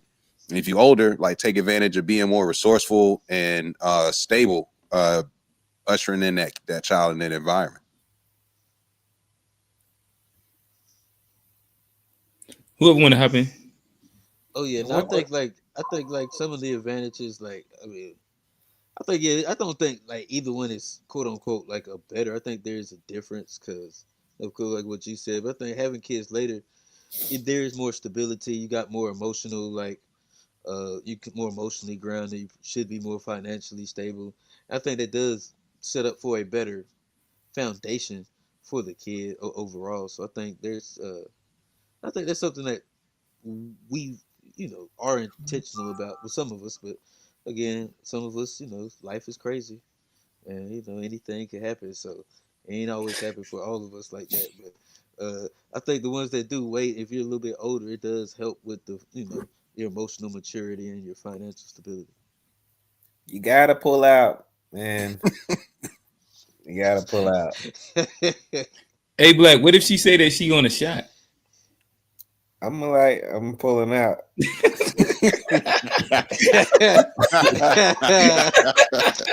Nah, for real. Like, even if I say I'm gonna do it, I'm still pulling. Hey, what big boy say? Sometimes you miscalculate the next to the last. Hey. Oh, last one. Like this is. So that's why people like accidents happen and stuff. Like, no, nigga just didn't pull out, man. Like. I don't know. Hey, look, my daughter wasn't like completely playing. Man, you ain't get up out of there, Q. That's all. you left a little twinge in there. Niggas know what they be doing, so I'm gonna leave a little bit in this cold. Nah, I wasn't trying to. But be cold outside. Niggas be a little bit a half second late. Yeah, just be like a little half. Like, listen, the timing is important. The timing is important because of like. You trying to calculate that last pump? We all understand. Well, you trying to get the most thing. out of you got to get out before the last. Get pump. Every last drop out that motherfucker. Nah, you got to get out before that last. Nah, with me, man, I always been real intentional. And I think because growing up, I had this romanticized idea. Like we all probably do about what my family was and who they are. As you get older, a lot of that start to crack. But I always just had this idea of like what I wanted my family to be and the type of mom I wanted my kid to have. And it's been different phases, especially when you age and you get in your mid 30s and stuff. I've had that phase where I'm just like, fuck it, I'm just go buzz up in anybody at this point. And no way, Black. No. But then you get lucky and it don't happen, or it do happen, and then you glad it didn't happen. Nigga had them plan B's just in the on deck, just like crushing them in the lemonade. Hey, we had a drawer back in the day. I feel like those of us who are educated, and not all, but more so the educated class of us have been more intentional about when and who they have kids with. And of course there's exceptions and everything, but from what I see, because I know my peers from college, I know a lot of seemingly amazing girls, educated, money and stuff, 35 to 40, no kids yet, and they all singing the same song and stuff, but it's all the educated girls. Like I don't know none of the hood girls or the high school girls who really don't got no kids. No, that's actually a fact. Yeah. So it's a thing. I think it comes with education and trying to be intentional. Sometimes maybe even overthinking it in some cases, and then waiting too long. But I think if you do smarter. You plan better, and that typically comes with education and kind of knowing better, seeing bad, and kind of trying to do better. And I might have known 1 or 2 girls that got pregnant in college, but they wasn't playing that. They getting an abortion, plan B or something. They ain't nobody trying to walk around Howard with a pregnant belly. Like they might congratulate you, but as soon as you walk away, like that bitch pregnant for real. So it's not nothing to be proud of. But I think we seeing more in our culture where single motherhood is celebrated, or just being pregnant is just enough to being congratulated, no matter how it comes. I mean, we see Cardi B being celebrated right now, and that whole situation is still crazy to me. But girls is congratulations. So, hey, Black, what'd you say? What should you say instead of congratulations? Nothing. Just keep scrolling. You don't gotta say nothing, like, cause what am I congratulating? But what if you like bump into this person that you know and you see her? Yeah, you just ignore that she's pregnant. I can just say, "Hey, oh, you're pregnant," or just say, "Well, you know the baby daddy ain't shit though." What you say then? You be like, "Damn, that's what's up." What you gonna say, Black? I'm gonna say you chose that nigga. Hold it down. But this is the thing. They be knowing the niggas not shit, but the woman's ego is thinking that they can change man, or they gonna be the exception. We all project our ego differently, and women's ego is, I know this man ain't shit to the world, but to me, I'm gonna make him something that he ain't, and it never works out for them for the most part. The type of guys that they like are not the type of guys that's wifing them. The guys they like, not the type of guys that's wifing them, committing to them, being loyal to them. When last time you seen a tall, tatted, dreadhead marry a woman? Like, for real. Like, their actual types never want to commit to them. Hold on, wait a minute. Dave Black just went crazy. Yeah, tall, like, no, I was tatted. I had to think about what he was saying. I was like, wait, what? Like, I had to really think about what he was saying. Like, he was almost there. I was. Then I started going bald. Damn. You think about the women and what they say their type is, and how many of those type of guys are marrying them. Like, and then most of them, like, they'll say hood dudes or street dudes that's articulate or whatever bullshit. Do you think that's true of men too? Do you think a lot of men are marrying the type of women they claim is their type? I think for sure. And then complain about the traits that they knew she had. I think men have more of a choice in who they marry, for sure. And I don't necessarily think a lot of men do marry their type. I think some men focus more that adjustable six, less maintenance. They marry good women or somebody who be a good mom and stuff. Type. It ain't the ideal type though. Yeah, you don't necessarily. You still got an 8 on the side with your 6. You just keep that low maintenance adjustable 6 who let you cheat. Yeah, I mean, you gotta work with what you got. Married world crazy. I'm starting to discover. The married world is crazy. I'm starting to discover, man. Oh yeah, it's a whole new world. It's an underworld too. Yeah, it's an underworld of cheating. It's happening. It's an underworld. You got to be careful. Yeah, I'm learning that. So, but Watch out for them pineapple. Yeah, that's all I got on that. Y'all heard it here. If he got dreads, if he's over what's that? What is that? The 6'2" niggas with dreads. Like if he over 6'2" with dreads and tats, 6 figures, all dreaded with tats, tall, tatted dreads, hood, but articulate, God fearing, but loyal. Pay all the bills, but got a little street, still a little dope. Like it just be the stupidest shit they be saying. Well rounded, you know. You like this why you single. and he read books. I hope this girl ain't watching the show, no. but she went. One of my homegirls went on that Pop the Balloon show. Oh no! And I was just like, I wish all girls would go on that show. Was she holding the balloon or came out as? Oh, she was holding the balloon. Oh, okay, word. And, the niggas popped her. She did all right, but she had some humbling moments, and I think girls need that shit because in real life, men don't get it enough. Tell them the truth. Yeah, for real. If we think about it, men are really nicer than women give us credit for. We really because we lie to them. Like what you mean? I'm trying to figure out like like what makes us nicer because we just say anything to try. Red pill A Black is in the building. Because I love it. A Black, I feel you. It be a lot of corny girls out here, but nobody ever go around calling women corny. But it be you ever had a girl cooch stink, but you ain't tell her? Nah. Not really. I'll speak. Oh, so you just be telling women that shit stink? Well, no, I'm trying to think of like. Did you plan on hitting still? Because sometimes niggas will smell it and then be like, I gotta just be quiet because I'm still about to knock this out. Yeah, you can't comment. And you gotta take them to the shower. Yeah, but like for me, typically, like if it was some after the club box, they typically just run in the shower real quick. That's usually what's happened with me. But I'm saying, if you had a little twang, did you sit her down? Did you sit her down and be like, you know what, we need to do something, or did you just stop? If it's more than twice, yes. But Johnny said, it gotta at least be.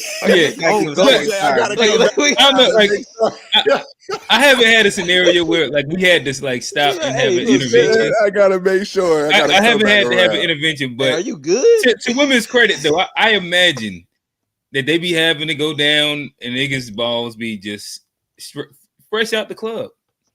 Hey, well, I wouldn't even. I don't even allow nobody to get down. My shit is always. I'm gonna hop in the shower first because this my reputation. Because the women go out with women be talking. These women don't want to go in a group chat, bro. Bro, these women be talking, and salty. I done heard some things. I'm like, damn, you salty balls. You got a salty Peter, bro. So you say women don't get humbled enough, in your opinion, Black? Nah, I feel like a lot of times when we cut women off, when we fall back, we don't give them the brutal truth of why we don't really like them or fuck with them, you know, because we don't be really wanting to hurt them for real. So we just kind of fall back or fade out without really telling them, like, nah, you got a stink ass attitude, or you talk too much, or your voice aggravating, whatever. It's the real truth. We don't really tell it until we get I'll rejected. Actually be the bad Once guy. we get rejected, then we say the real truth. So like a nigga might see her, know that he don't really like her, but he be like, the ass is fat, so I'm gonna holler.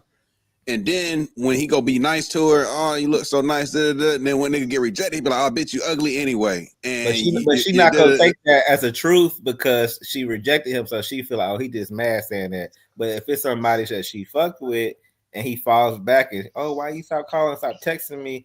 Niggas say shit like, oh, I just want to focus on myself, or, you know, I got stuff going on. You don't ever really want to tell her it's because she aggravating as hell, it's because her bathroom dirty, it's because some other truth that we always kind of hide.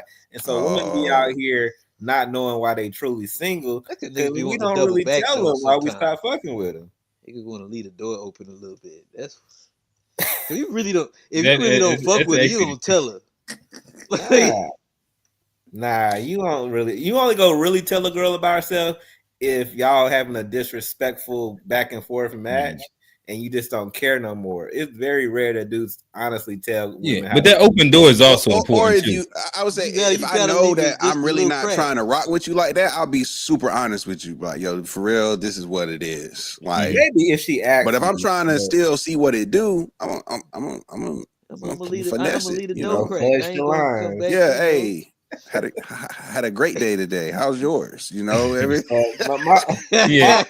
my whole point is like, and maybe y'all follow girls like this too. But I see girls posting like these paragraphs of essays about why they single or men can't handle them and this, that, and the third. Oh Lord, that's the problem. As soon as it might be somebody you dated and you reading like, girl, that's not why you single. Yeah. Oh no, listen, there's a few of them that if you've dated one of those ones, you know why she's single, and that paragraph that she just typed. A lot of women be miserable. Like you delusional to what you're what the reality of the problem world is, because it be raining every time you hit up. And then they so many thirsty niggas out here that they don't really have to deal with their issues a lot, because they just move on to the next thirsty nigga and kind of like put a band-aid over whatever was wrong with them. This nigga is love bombing me, so maybe nothing is wrong with me, and this new nigga loves me too. So they don't really be fixing their issues, because it's an endless amount of thirsty niggas that's gonna praise them next until they get tired of them. And then but hey, Black, sometimes you just gotta let time pass. We at the age now where like we knew some like decent 9 borderline 10s at 25, that 9 at 38. They done dropped into that below 6 category. They still talking like they they could talk whatever. Like the world has shown them in those pounds and them kids what the worth is. And so like this when you start seeing them like start reposting some of them old pictures and shit like that. They gotta try and get their spirits back up, because the world's been humbled. They peak stuck in the glory days. It's like a nigga posting his high school highlights. Yeah. Nah, be killing them. Yeah, those girls. Yeah, you just gotta let little time pass. It's gonna humble them. But I be wondering, like, at what age though do they like realize, like, oh shit, I am this one right here, about this one right here. When they start knocking on 40, when they start knocking on 40, and they don't have no prospects. Shit, and then shit ain't panned out like. I definitely know a chick that I dated. Recent. Well, yeah, I just said that I dated, in which some of the cute attitude-ish things, it start changing once they get over that hump. Like you could date a girl at like the 30 to 31 age, but then when you tap back in and talk to her about 34, 35, their attitude then changed a little bit, because of like the prospect and how they seen things panning out and all that, all the other shit that they imagined to be over the hill just ain't there. And now they're reflecting, and you ain't got kids, you ain't married, you just a habitual, career person that's still out here, trying to thirst trap in the mirror and shit like that.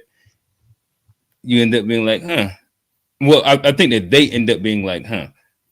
In my opinion, they'd be like, "Damn, I didn't know I was gonna be with a nigga that worked." The 35 plus, or that like I ain't gonna be with a nigga at 40. Yeah, and that's been the journey of my last 10 years. Them chicks be traumatized because they still are fucking and having relationships in the midst of these years, and so then they got this baggage with them. Some of them still look good, 39, 40, but they got all this baggage with them that you can't even really mesh well with them, because they already made up their mind what men is based on their bad experiences with them. So it's like, that's why niggas don't be wanting to deal with them, because like, bro, you got too much trauma on you. And it's not that like niggas is all pedos and like young ass girls, but it's like they be having this freshness about them where they don't have a thing built up against men, about them. Like, so it's like, yeah, you 40, you fine, right? You say what? Gotta get them before they get tainted by the society. I mean, I wouldn't say that, make it sound real creepy, but but the point is, you want people with less baggage, and sometimes age and experience creates that. Yeah, it's crazy. All right. All right. So I don't know how we turned this into a red pill podcast, but we got there. It was a nice little, but we got there. So now I guess maybe we stay on or move away from where we're at, but let's talk marriage. Marriage as millennials.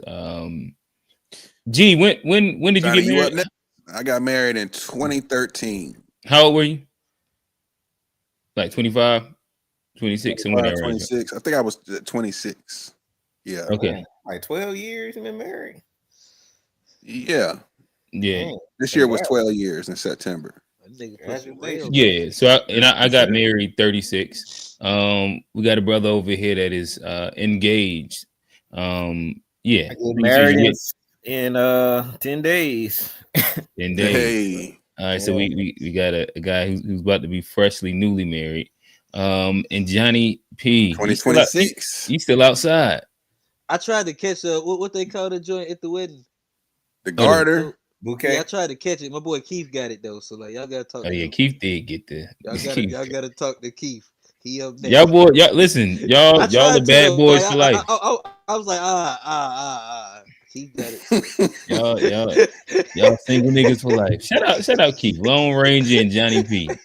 If it's gonna be two friends of mine, that's always gonna be habitually single. It's the guys. But nonetheless, it sets up a perfect dynamic of kind of like the guy that is outside, somebody that's married with the extended period of time, somebody that's newly enough married, and somebody about to get married. So I guess just to start off, do y'all think that our approach as millennials to this thing that they call marriage has been better or worse than previous generations? I'll let y'all married folk talk. I think. No, go ahead, G. I think overall, the data suggests that millennials get married at a lower rate compared to previous generations, but those marriages tend to be more successful. There's been a decrease in the divorce rate when it comes to millennials getting married versus prior generations. So even though they're getting married less frequently, the marriages statistically seem to be more successful and stable over a 10-year period plus. So from that perspective, it's like, our generation is one of the first generations where the women were more empowered to be more selective with who and why they're marrying and when, versus back in the day, women had to make decisions on who to marry based off of just livelihood and access to resources. Like, it wasn't really like this idea of being equally yoked and all that type of shit. Like, this really millennial women are experiencing that for the first time. But I do think we're getting married too late. That's just my personal opinion. Like, I think I got married young, but I think getting married at like 38 is too late. Like, I think the sweet spot for young is, I think, young men, like, if you are serious about family planning, stuff like that, I would encourage young men to be thinking about locking that down in the early 30s. In my opinion, is a good time frame to kind of lock that down. And if you're a young woman, I would say,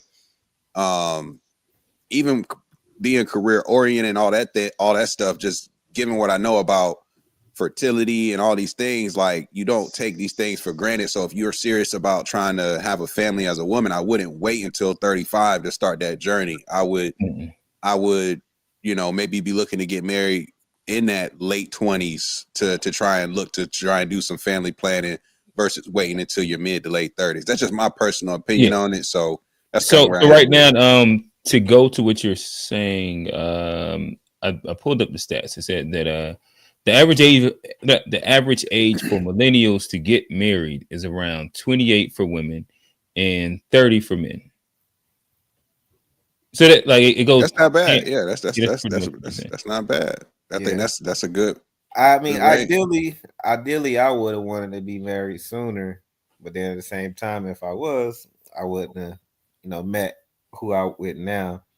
I think, like, I mean, I know we got to compare now to the past, but to me, it's like, the Jordan LeBron debate or today's NBA versus 90s. It's like playing in different eras. It's like, so it's different factors, like G was saying, in each era that is causing the distortion in the numbers. Like, and you can't, with social media and the internet and the access that we have like never before to other men and other women, like they didn't have to deal with that, and like marriage was, like was said earlier, was more of a survival tactic for women, traditionally and back in the day, and it's not as needed now. Like, you needed to get married for a bank account, you needed to get married to own a house, like you needed certain protections through your husband that women don't have to have no more. So it's not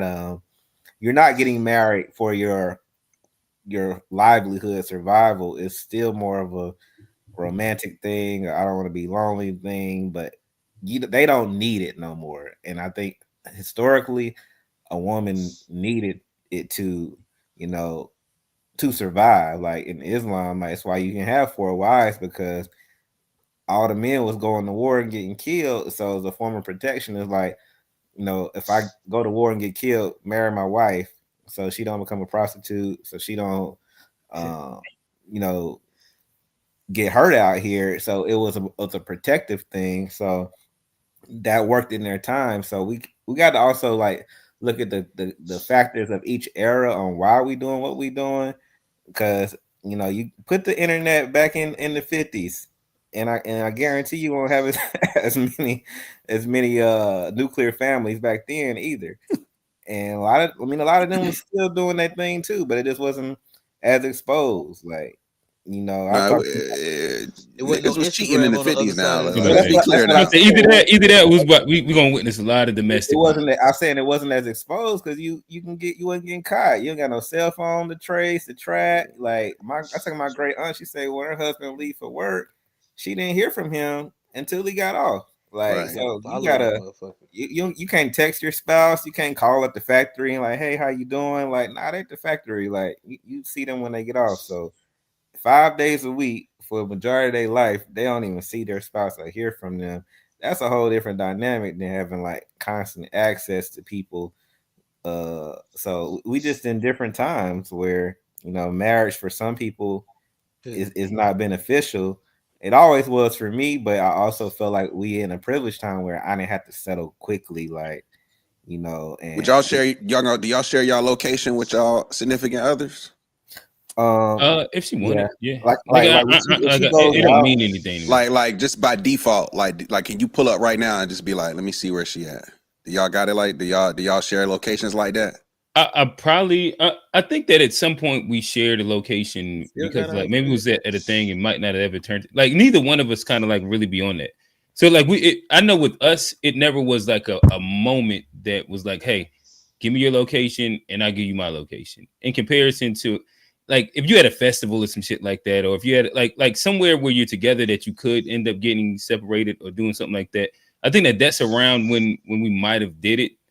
Or maybe, yeah, like it'd have been on like some random, like you live together and I need to like just the randomness of it to where, like I said, I don't check and I don't think that she checks my location like that.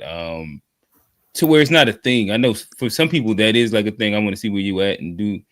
I don't know. I ain't really like that overbearing type of nigga. It's just not that really interesting to me. I got her location, but I mean, I forgot about it honestly until you brought it up. We probably did this months ago when she went out one night and we just playing around.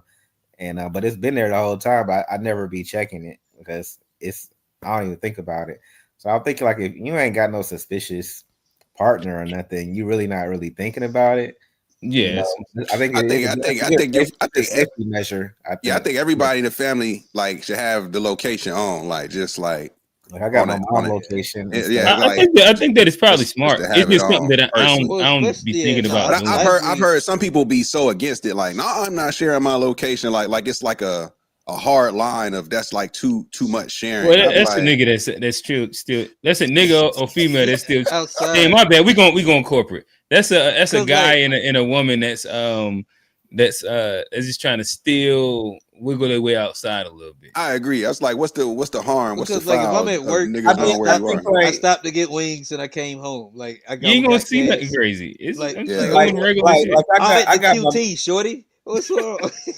I got my mom location right. Mhm. Out of safety is my mom, but I don't share hers with mine indefinitely. Like I might do like the 1 hour thing, but it's not because I'm cheating or doing that sneaky. It's like I don't want her to know I'm home. Mom just pull up sometime. You know, you chilling. Your mom just, hey, I'm outside. I saw you was at home location. So you know. Oh, your mama just pull up on you. Oh yeah, for sure. I saw you was at home. Like that's why I was like, nah. No, I can't be like, yeah. So I'm such a boomer that just so happen to work in tech, where I don't even know who all has my location. I can't remember if I had to share my location with my mother or not at some point in time. Yeah, it just really don't be nothing I'd be. You know, caring Instagram about. had that feature that was giving I turned everybody's that one off, location. man. Yeah, that gotta be ain't make careful. no sense. That's the one you gotta be careful with. Yeah, Yeah. they were trying to share locations with everybody. Yeah, that's crazy. The whole follower list. Like don't like shorty could know, but all y'all don't need to know. Yeah. Yeah. Oh man, it came in here talking about the RFID chips. All right. All right. Let me ask you this: do you think that millennials? Let me hop in there real quick about the. Go ahead, Johnny. About the marriage, because like I'm not anti. You didn't. Oh, you talking about marriage? Okay, I thought you were about to get on the RFID chips. All right, go ahead. I don't care about the chips. I can turn about. I got air tags, everything. But like, as far as like the marriage though, I'm not anti-marriage, but I do think it's a big decision and something that should be thought of carefully. And I think you should like really know the person. I think a lot of people get married. Yeah. I think a lot of people just rush it to say they did the thing. Mm-hmm. And I think that ends up like not helping anybody. But and I do think if you're 30 plus, yeah, you know it's definitely a good time. But I think after let me ask you this, Johnny, when you want to focus on that. How long from start to proposal will it take for you to marry shorty? It just depends on the shorty, but like in a good scenario, at least 3. About 3 years. From like 3 years after you propose? No, from time I meet her to I propose. Oh. Okay. And then marriage, you gonna get like that. So you saying like a 4-year I'm saying like once I propose, like I'll get married. Like I mean, once I get okay, married, so 3 years and you'll marry her pretty much. Yeah, like once I propose, I'll be ready to do it the next day. But like if I drop down and be like 3 years long as hell. So do you think that you have I guess I'll ask you a couple questions. Why not? Do you think that because you only non-married guy. Do you oh my bad. All right, so how about I ask you the simpler one? So do you are you one of the guys that are like that want to be single forever? Are you somebody that if marriage comes, it comes, or you want to get married? If it comes, it comes. Oh, okay. If I gotta be sure of the person. Like to me, it's more of a like who the person is, because like if I feel right about the person, I'm willing to take that risk. But I think a lot of time like you'll get with. But you cool with just being single, Johnny, till you 70? No. I do eventually want to find somebody. Like I do want that. So you do want to get married. Yeah, it's not if it comes, it comes. Yeah, I do want to, but I also don't want to be in a bad marriage either. I don't want to marry. I don't think nobody want to be in a bad marriage. I'm very careful. I'm scared of that. So like I'm very hesitant because of that fear also. Okay. Yeah, I ain't had too much else. All right, so I guess let me ask y'all. You had oh no, I was going, but I'll say that for Sunday. So I guess let me ask y'all, do y'all think that just in general, do millennials make better partners because of quote unquote they break old gender roles, again, emotional intelligence, et cetera, or worse partners because they question everything? I think millennials are better partners because a lot of time because like they want to be together versus need to be together. And I think in the older generation that like marriage out of necessity, I think that like just automatically created a power dynamic that like was a little unfair. But I think in today's generation, the people excuse me, people come together, it's because they really want to, and I think that makes both people better partners. Yeah, there was also that shame of leaving relationships back in the day, like Oh, that too. that we don't really have as much in our generation. And I was even talking to my fiance about it in Senegal, a Muslim country. Muslims don't really play about breaking up when you get married and stuff, but she's like divorces are higher than ever out there with the younger generation because they just don't take the same stuff that the women used to take back then. Like you cheat, city girls that hit out there too. yeah, you cheat, they get divorced. But it used to be you cheat, it's like it was the norm. They expected that's what men do.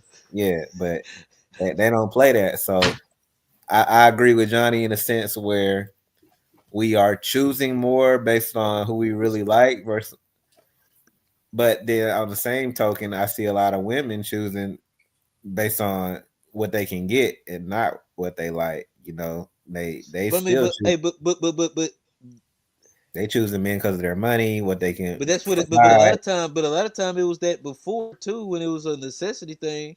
Now they didn't have as many options, but like if you marry you me off wasn't. survival, you don't really But love you, me. you, you, they wouldn't be like nigga gotta have six figures and this and that. They're like you got a nice little factory job. You clean, you do this, you can get you a good woman back then. Like they didn't look down on a nigga working at a warehouse. That's Or not working because the women thing. really. That's because like the women ain't really have a lot of other choices either. No, Like, it's because they had a different value of character that a lot of these newer women. It's just money, and even if you make a lot of money, they'll still judge you on how you make it. If you make it six figures, but it's a truck driver, I've seen some women turn their nose up to that. It's like that ain't a glamorous enough job to them. He make the same amount of bread as a dope boy, but they like the aesthetic of shit too.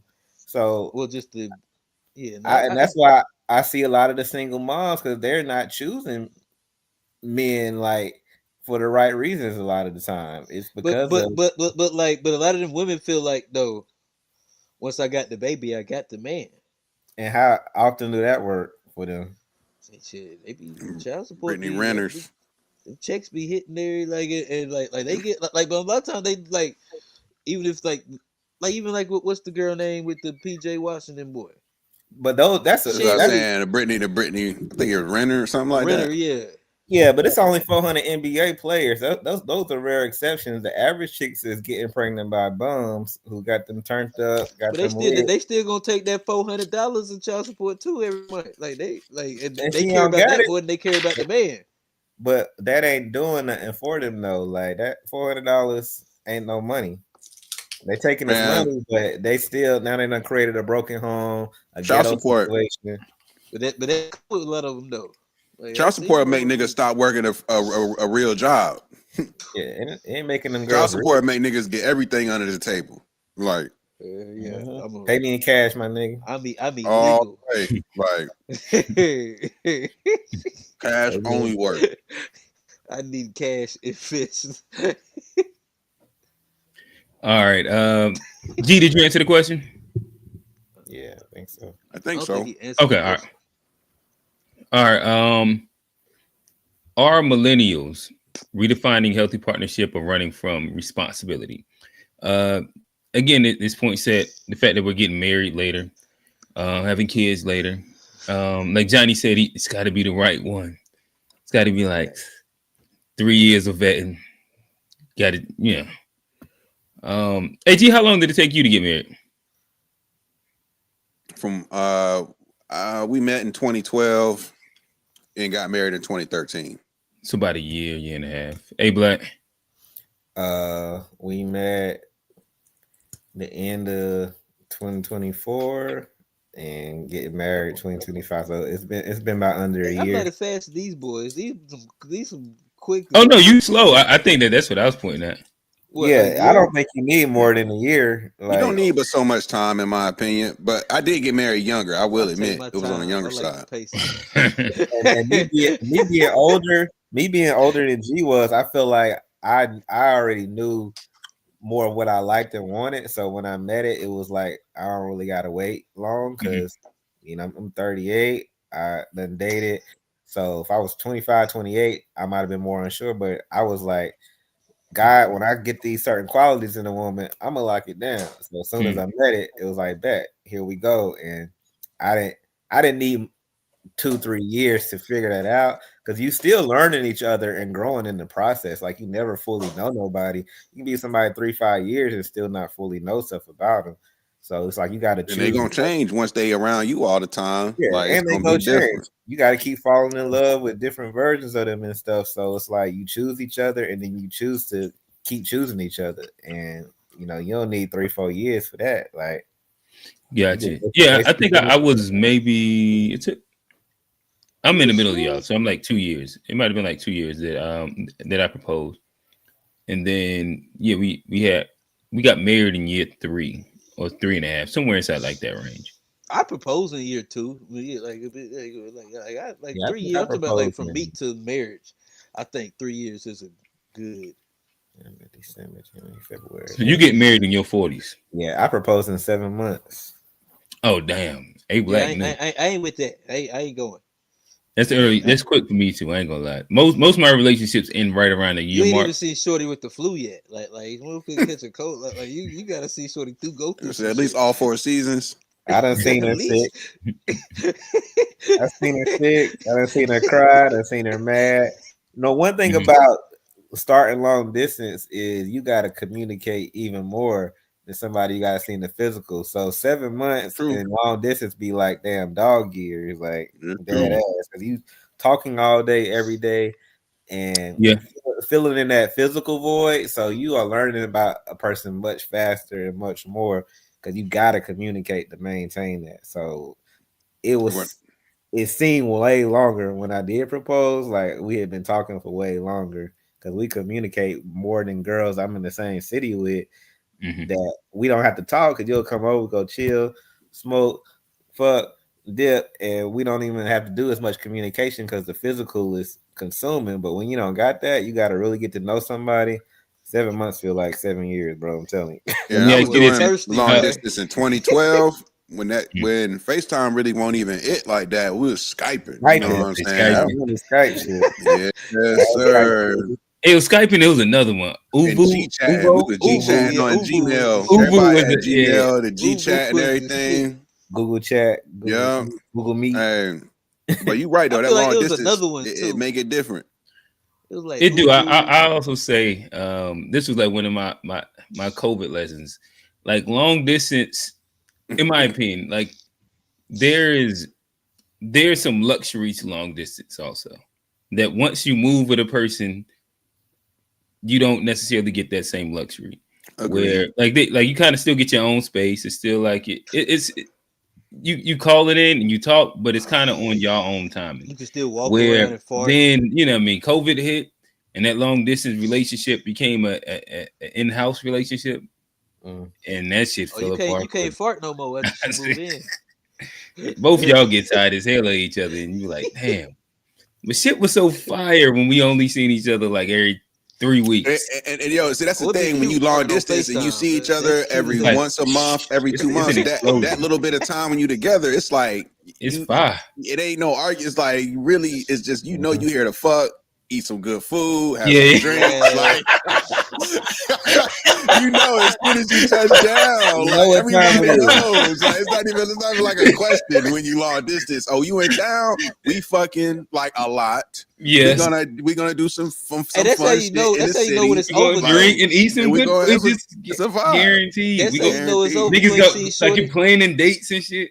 When it's every day, it's like, 100%. All right, when we getting this fucking.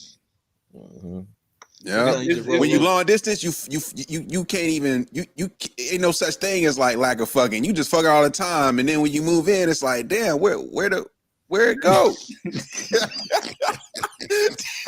You be like, hold on, we was just fucking all the time. Now it's like, what we I can't. What's going on? It be like that. But now with that long distance, like when you go there and then she start fighting with your ass, she be like, hold up. I ain't got time for that in long distance. Yeah, but wait till I get back. That mean it's over. That mean it's over. You fly out and she start beefing. Oh, don't let me get off the plane long distance and you want some bullshit. Yeah, it's over. Oh, damn, y'all. No, all my long distances I was driving to. Y'all, I ain't never had nothing like that. Oh shit, yeah. But yeah, when I think about it, let me retract. Yeah, I've definitely had some. Now you had those hiccups on them long distances when y'all in person, and you got to try and like figure it out before you leave. But ain't nothing like gotta that. Get like one more nut before you hit the road. You like, God, one for the road. You gotta get one for the road. You trying to get one more off before you hit the road, but damn, you still mad about last night and shit. You gonna send me out like this? Right. Right. Damn. All right, fellas. Oh damn, I put the wrong link in there. But yeah, I guess we can continue moving along the conversation.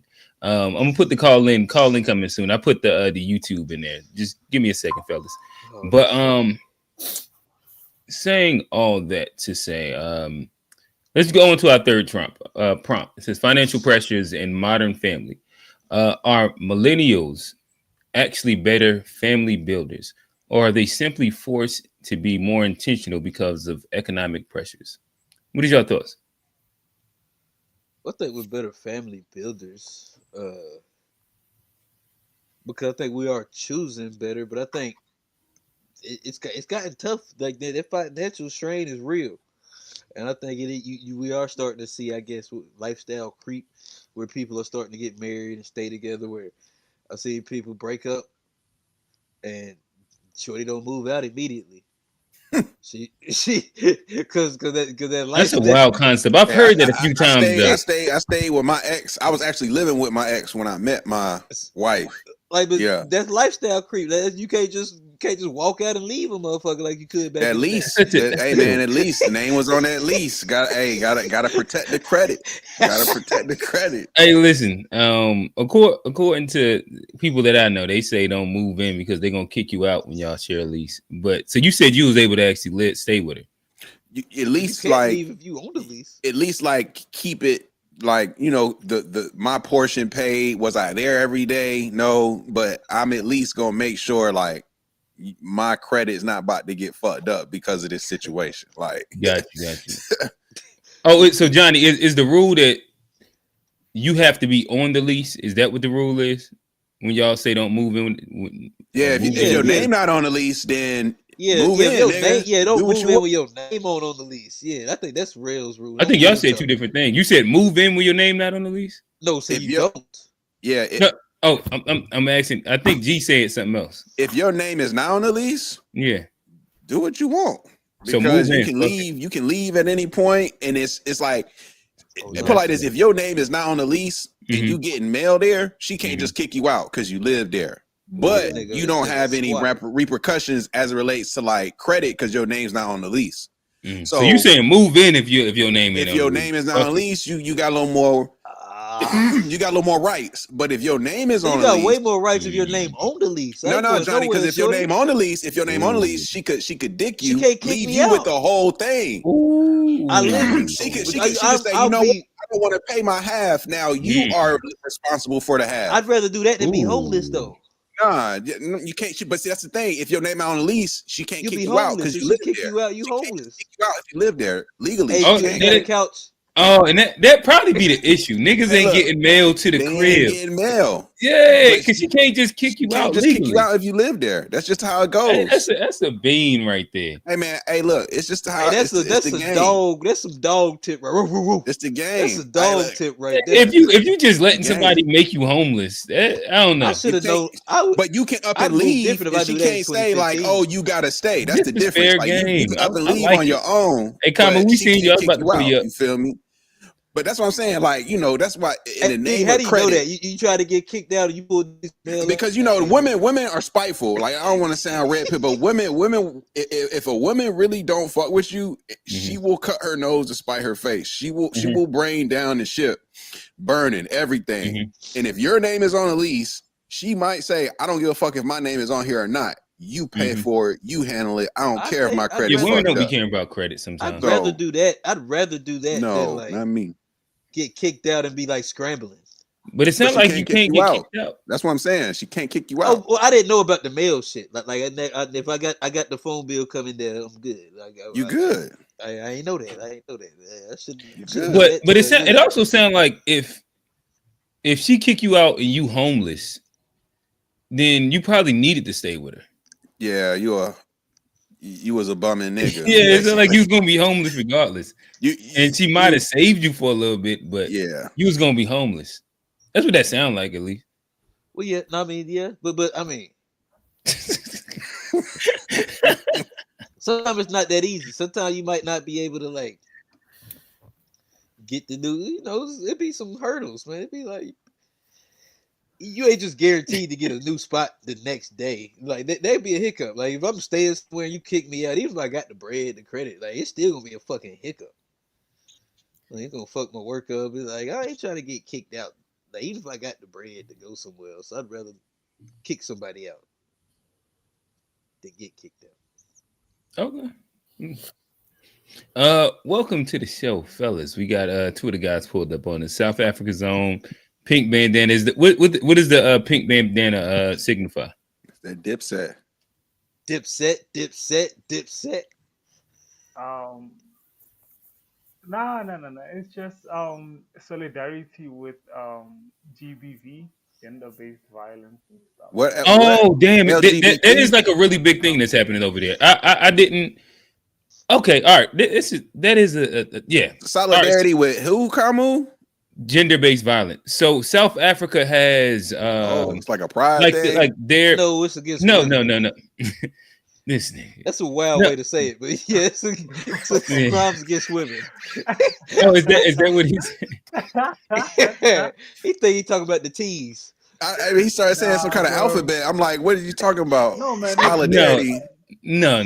It's like I think Kamu can explain it better, but I think that it's in South Africa they have the highest rate of violence against women. And it might be like by 2 or 3 times in comparison to like across Africa, across development, anywhere. Like them specifically, they have like a really big culture of violence against women over there. Oh wow. Kamu, I'll talk to T. You can speak to it. Yeah. You said it. Yeah, you said it better. Yeah, it's we have a femicide epidemic. Mm-hmm. So now hosting G20, we have been having a campaign for 2 weeks now. I think it's until next week Friday. Yeah, to raise awareness in that regard. So, and yeah, to my understanding, is it specific women, Kamu, or is it like from a certain demographic, or is it like just all women in general, or what's happening to the women? Like what's why they don't like women out there? Cause we love them over here. Hey man, I've said it a couple of times, man. African men are angry, bro. Like, oh yeah, we are angry, and unfortunately, bro, our sisters are the only. Not the only, but that sound like black men in the 50s. Exactly. Yeah, that's what I've been telling Kamu. They're about 60 years behind us in just everything. Yeah, might be. Yeah, might be. Because we went through all that stuff too. Yeah. Yeah. What drives it, Kamu? Is it like women trying to like? Is it like feminism in your country that they're fighting against, or it's just like they don't like these women because they look a certain way, or like I don't understand. They don't get humbled. Do they not get humbled enough in South Africa either? South Africa got the finest women with fat asses, but no. I think it's a lot of I think it's a lot of contributing factors, bro. Like, for my own perspective is the fact that black men in South Africa have not seen accountability anyway.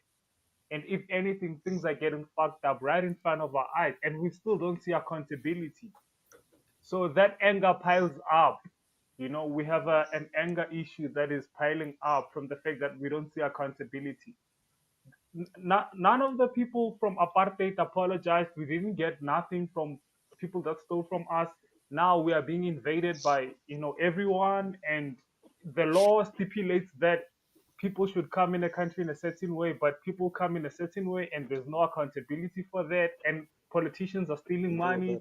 They don't account. They live in luxury, opulent um, estates, and they still public purse, and there's no accountability for that.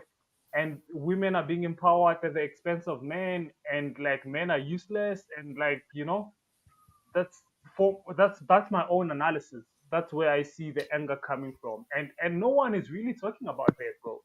We just Gotcha. we're just hoping that So I guess things let me will throw be to you the yeah, and they just will the not. general, yeah, just the general prompt. So I guess in South Africa, do you think that millennial, like your generation, is doing family better or worse than the previous generations? No. My generation, millennials are weak in most aspects. Um, Even the so-called aspect that we say are progressive, like being intentional about getting married, being a present father. But when you look at that, like being a present father, is that really to the to the benefit of your child? Spending the whole day in your bedroom doing work, like in your computer, like is that really, like, you know what I mean? I mean, our fathers used to go out and stuff. I mean, What do you mean by that? I don't Like, see that.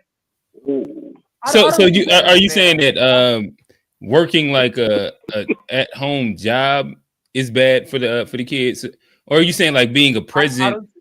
dad? Because usually I don't think that they look at being a present dad as specifically working at home as much as like how much you help your kid off with like let's say homework. How No. often that you see the No. hours of them, how often you take them to school, pick them up from school, how often you take them to activities. I think that at least inside like the studies that I've seen, that's usually like some of the things Yeah, well, that that is counts. measured by. Yeah, that counts for something. But I mean, for me, like it should be the mother. The mother should be like fetching the kid from school. Take that pink Should be thing off your working head. and You stuff. ain't for But no we take woman. pride. We take pride in working at home.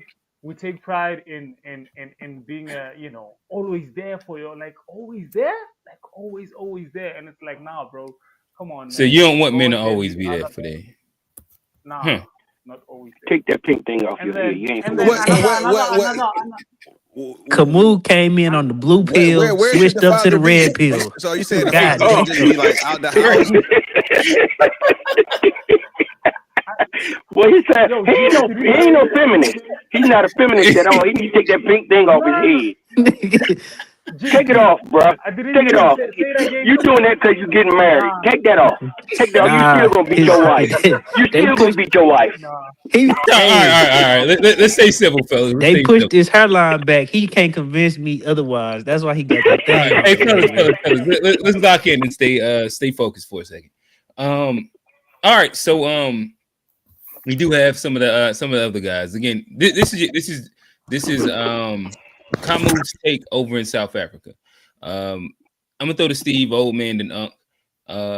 So do you think that as millennials we're doing better or worse than the previous generations? What is your thoughts? I would say probably better. I think today people got a better understanding of like take all of us for example. It's some stuff like your family trauma and stuff that like couldn't even be broached at one point in like black family. Like, specifically talking about African Americans or whatever the case may be. Now, I think people are a little bit more understanding of like, okay, we got to hear people out, actually talk about it. Because what ended up happening was previously nobody would talk about it. And then the person, whoever, either is making a bad life decision or struggling with some, they will spiral even worse because you couldn't even broach the topic of, if something was actually going on. So I think it is just a little bit better, or like now, because maybe we didn't experience it, we want to be a little bit more open before your kids crash out or whatever the case may be. Because we literally know people like that who our age, who couldn't talk to their parents, who couldn't say to their parents nothing. And then them people crash out the worst the moment that they that they got away from their parents. All that, like, yeah, their parents were strict and all of that. But I think sometimes people confuse being strict with being emotionally unavailable. That's not the same thing. And I think in the previous generations, we conflated being emotionally available with being strict. Like it's two different things. And I think now people understand, like, your kid is a human being too, who got emotions, who think, whatever the case may be. They give them a little bit more leeway. And Right, the new generation, for all the talk about it, they are more, what's the word? They more reserved than any previous generation. They don't drink as much. They don't do drugs. They don't have sex. They don't have premarital sex. They don't have teenage pregnancy. like, like the newer, and I'm talking about Gen Z and younger. Like these, like it just seemed like with each generation, some of these things is just like this were tropes for Gen X and tropes for previous generations. Like those tropes just don't stick with millennials and especially Gen Z. Yeah, and I guess like something that to the point of what you're saying, I think that we get wrapped up in the idea of like YN and think that that is representative of the majority and most. And I think that the stats do show like that's not specifically what it is. And I mean, to me, is like the YN look is no different than, Can't Ban a Snowman, in my opinion. Like that, like the act and the look of rebellion against, whatever the previous generation status quo was.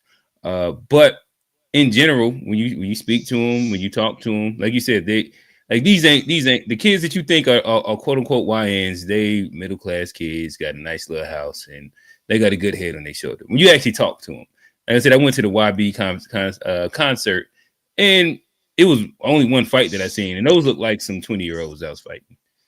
And outside of that, it was just a bunch of kids in the hall. I mean, inside a little stairway, jumping around, rapping lyrics. But that was the extent of it. That was the extent of the YN experience. Yeah.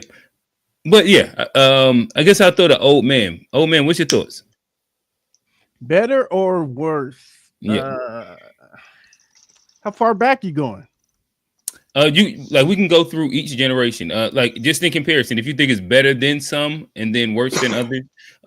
Again, we got the boomers, we got Gen X. Gen X boomers. Am I missing one? Silent generation. Oh yeah, silent generation. Boomers. Yeah. I don't know. It's just a whole different lifestyle back then compared to now. So I don't know if it's better or worse. Are you talking about on just building a family or just how you interact with your family? I guess like if we're just speaking, and you're right, those are two different things. And I think that Steve did introduce like another dynamic to the conversations. We spoke more so on building the family. From like the marriage part, the parenting part, but then there's also the inter-family dynamic as it comes down to like emotional expression and building better kids that aren't like trauma ridden and shit like that. In the familiar relationships between grandma, granddad, cousins, XYZ. I guess right now, let's just keep it as broad as possible, and you can kind of go inside whichever lane you feel most can explain your POV. But yeah, like right now it's just in general when we put it all in a bucket and we look at let's just encapsize it for you, like inside like Black FBA family structures. Do you think that we're doing better or worse in general? I think we're in a transitional period right now, but okay.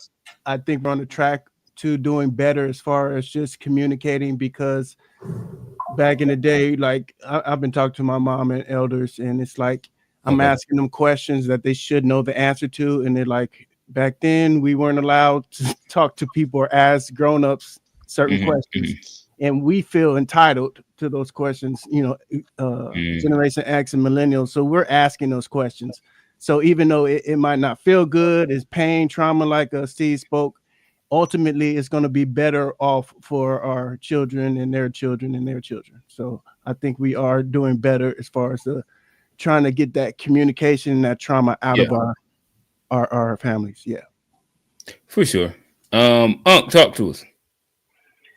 Yeah, I it's kind of weird with me with everything with like the whole dynamics for us, and because the situation, I could talk to my parents and they would talk to me about things. So with me, I only had one child, and I was 36 when I had him. I was late. It was late on in life, so it's kind of like now, what I'm saying, I'm an older parent, but you know what I'm saying.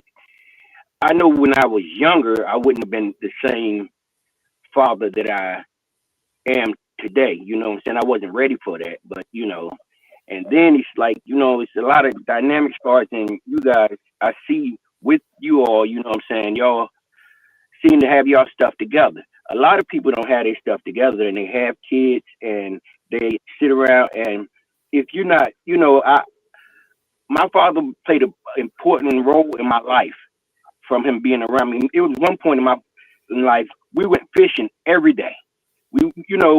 And he would talk to me and things like that. So it was the nurturing from both sides there. And it was also the guidance from them telling me don't have kids out of wedlock and things of this nature, which that didn't happen. But at the same on it, you know what I'm saying? I know when I was younger, I wasn't mature enough to be nobody's parent, and, it's things like that happens. And as long as, what I'm saying, y'all generation is it's like I'm a cross, because what I'm saying, I'm not that much older than y'all, but I am older than y'all. You understand what I'm saying? Mm-hmm. So it's I see you guys and I listen to you, and the things like, what I'm saying, y'all want to be there, and y'all want these things, and you know what I'm saying, and I think that you are going to be greater parents, because sometimes people was kind of standoffish, but I'm not like that. I'm probably, what I'm saying, the way I'm raising my son is about the way, like y'all, what I'm saying, y'all talk and things of that nature, but I grew up being able to talk to him like that. And, that's my opinion on that. But I know earlier, I just wanted to speak on one thing that y'all was talking about earlier about, what I'm saying, having sex and pulling out and all that stuff. One thing, one thing that people don't understand is that when you go raw dog with somebody, that's a whole difference. You know what I'm saying? But you don't have that connection. But if you strap that thing up, you really ain't connected to them like that. You just in and out. You stay in all as long as you want to. I stayed strapped up. So you know what I'm saying? It wasn't an emotion there with me. It was just getting one off and going about my business. Hey, Unc, let me ask you this. No raw, no emotions, huh? let me ask you this, Unc. I had a friend that said that he did this. Now, I just want to know your thoughts on this. Okay. What do you think about a guy that goes that strap up but still pull out? Oh, whoa. I think he's insane. Yeah, that's crazy work. I think he's insane. I think that he needs therapy. That's crazy work. That's the person that needs therapy right there. Exactly what you said. Crazy work. Hey, so a nigga. So if you just hitting it strap, you can't fall in love with her. That's what you're saying? Nah, I couldn't, because it wasn't no place. I didn't give a damn. It was just getting off. It wasn't no feeling there. But when you hitting that flesh to flesh, that's a whole nother feeling. I'm telling you. So you get to really feel that root gay. You feeling that root gay all night long. They got a song right now called "Meet the Meat," which is crazy. That's wild. I ain't never heard niggas say I can't fall for you till I hit it raw. That's a crazy line right there. But I think that's solid. Hey, do the body count if you hit it strapped up? You said what happened? It is a game changer once you get that. Do the body really count? Do the body count? What you mean? What do you mean? Do the body count? I hit it, didn't I? That count. So, know what I'm saying? But think about it. But then you got to think about this also. when I was younger, they still had the AIDS epidemic and things of that nature that was going on. So I didn't want to catch nothing. I didn't want no kids. That was it right there. You know, like now AIDS is nothing. You know what I'm saying? What are you talking about? There's more people with AIDS than there was back then. There's still an AIDS. No. What I'm saying is that they had medicines and things of that nature that back then you caught AIDS, you could die in a couple of months. You was going to the upper room back in the day. Yeah, unless you was Magic Johnson. Yeah, but I say now niggas is living undetected. I guess they call it now. They got a pill. They got a pill that you could take and just like go out there raw dogging and like. Oh yeah, I guess. And having kids. It's a dude who had kids. He take the pill. Yeah, it's a pill you can take. You can just raw because dog. You can raw dog now. You can raw dog. Back then, you raw dog. You was really had the dice in both hands. You a brave taking dice in both of them. Dog. Somebody with AIDS on the pill, dog. Like you is a believer in science for real. Like as you say, G, that's nasty work. Yo, that's crazy. Like, why are you still talking to that motherfucker? like you thinking about it? Like you gotta get rid of that one, bro. All right, so I guess, fellas, I'll toss out another prompt close to where we're at. Let's get into a little bit of what Steve spoke to, generational trauma. Are millennials the generation finally breaking generational traumas, or are they overcorrecting and creating new problems? What are your thoughts? Man, I don't know, man. I got folks in my family that's 50 and 60. They get into it every holiday over some shit about when they was like 12. I'd be like, and I'd be like, bro, y'all really arguing over some shit when y'all was 12, 13? Like, I'm like, what the fuck is what is going on, bro? Hey, it was some dude that just killed his bully from high school like 50 years later. But back in the day, it was just like, hey, shut up, don't worry about it. And I see it in real time. Motherfuckers still be getting into it over some some 40 years ago. Instead of just addressing it. And then I think you ain't gotta treat your kids like an adult, but you do gotta treat your kid like they're human. And I think sometimes parents got a bad habit of forgetting that your kid is like a human with a thought process and emotions and all this other type of stuff. And we just think, it's not a dog. It's not just like you train it and it just gonna just do whatever you do because you done shocked it 12 times. It like a kid is like an actual intelligent being themselves. And sometimes it's a little bit more than just being like, hey, just shut up and forget about it or whatever the case may be. You gotta actually explain stuff to them. Like, that's important. Because I feel like you setting your kid up for failure if you training them in a way of like they just supposed to do whatever authority say do, no matter what their thought process is. Because they're gonna go out in the world with that type of thought process with anybody who in authority over them, and they never gonna have no like questioning attitude or no critical. People like, why these kids today ain't got no critical thinking skills? Well, because you didn't allow them to think critically in your house at all. It was just like do everything, and there's a respectful way to ask your parents a question. It ain't like, hey, bitch, I ain't finna do this, like exactly. That's but you gotta give space for if your kids do got a question, you ain't been like, oh, that's disrespecting me because you asking a question. Which I think that's how a lot of people was raised. Like any type of questioning was like, oh, that's disrespect. You can ask a question, but you're not gonna get an answer. It's because I said so.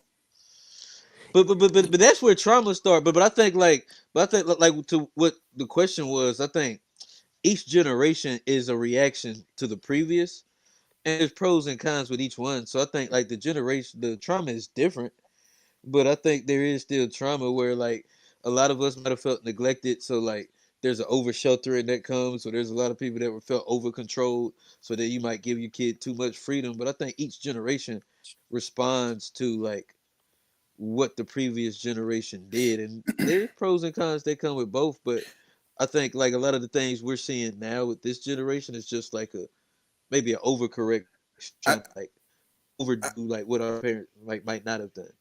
I think to that point, I think too is like, or at least for me, like I struggle because like so some people's trauma to me is tough to understand because when I compare it to my experience, it don't sound traumatic, if that makes sense, right? So it's like, so for example, like if I got, say, trauma, say with dad issues, but then I hear another nigga's trauma with dad issues, but their dad was always home, their dad was attentive, he just maybe talked to you a certain way, but took care of you, do all these things, but you have these traumatic, you internalize your experience in a way that's traumatic for you, and it makes you act out in a certain way. But when I hear it, I'm like, where's the trauma? So it's but like, I think trauma is, I think it's different levels of trauma, but also think like where empathy goes to. Like I think like different stimuli also.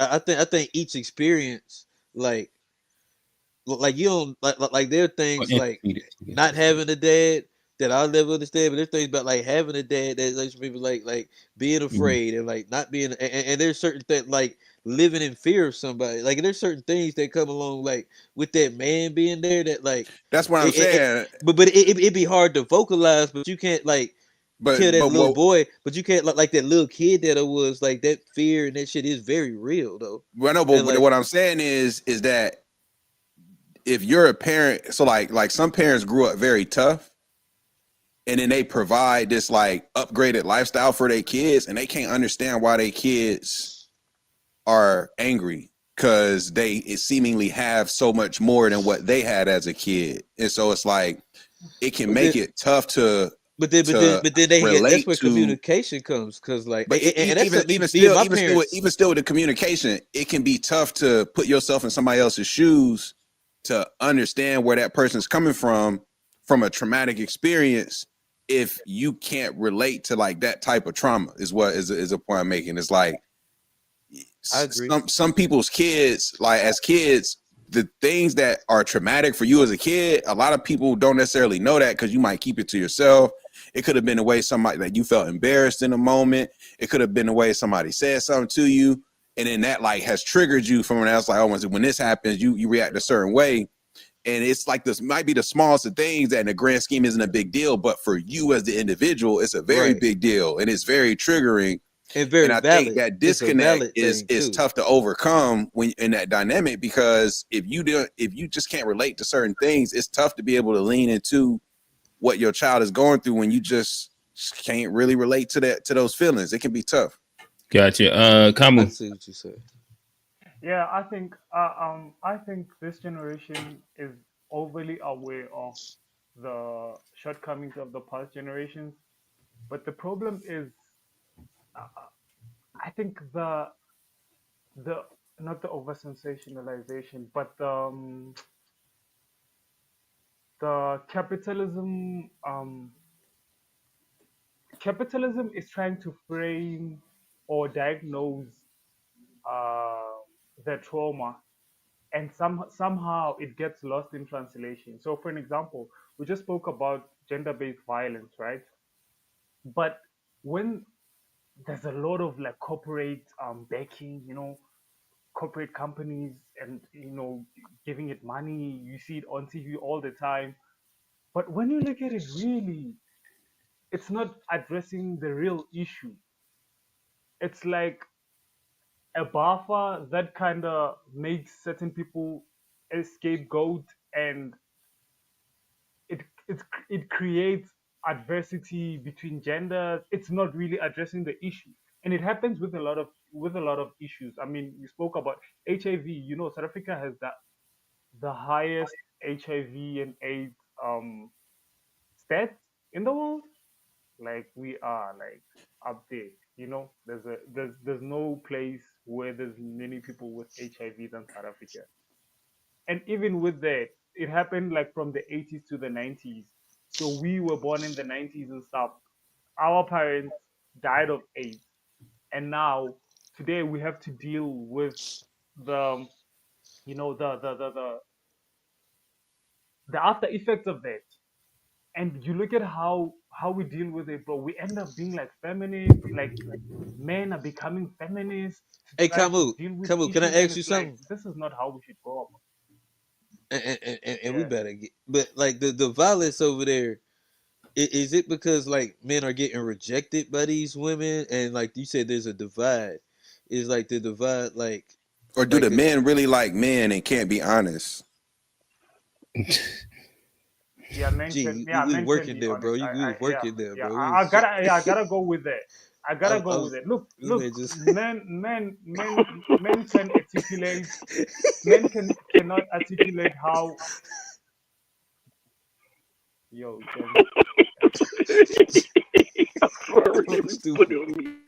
Yeah, I think Kamu didn't hear exactly what you said. He's agreeing to the fact that men can't articulate their issues, not that men actually want to be gay. I think no, we don't want to be gay. No, we don't do that. No. That's what they was laughing at, Kamu. That's what they because you said Kamu is describing.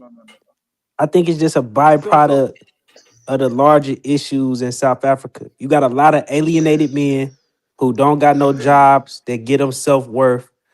And then you got a standard of living for the men that just keep getting worse with each passing decade.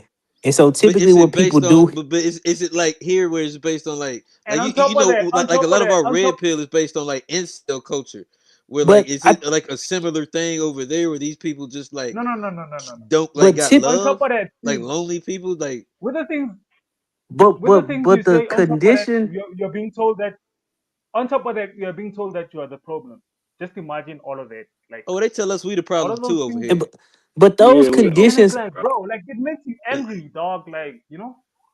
those conditions always create people who then are going to find people in society with lesser power than them to then take their anger or AKA whatever that women. they is out. So that's just what happens. Like, and this happens a lot of places, you know, and until you kind of fix the broader issues of the country, I see what you're like saying. it's very hard to resolve that because This it's is a a symptom. it's a social alienation, and then that social alienation causes you to be a maladjusted, human being. Yeah, That's just but the biggest I don't mistake want we to say a make in that. degenerate. I'm gonna say maladjusted. If you killing women, like you a biggest degenerate. mistake. Yeah, well, I mean, yeah, you can say that. If you an The incel and biggest you out mistake we here make is to doing violence allow. against women, that sound like degenerate shit. Yo, Johnny, let me, bro. The biggest mistake we do is to allow white corporations to be at the forefront of these issues, bro. Like they're never gonna solve anything. They're just gonna suppress, certain sentiments and push their agenda to make money off of our misery. I guess they're, in fact, if anything, they're exacerbating the issue. They're making it worse by not allowing or giving the. I think the issue of black men being this way, it has to be solved by black men. Period. They gotta Allowing stop being other. violent. Kamu, They gotta can I stop ask you doing the something? violence against the women first. I just want to ask you a question Then real you can quick. build all the other shit, Are, but the violence, like y'all gotta stop. you're right, Johnny. But let me just ask you this right here real quick.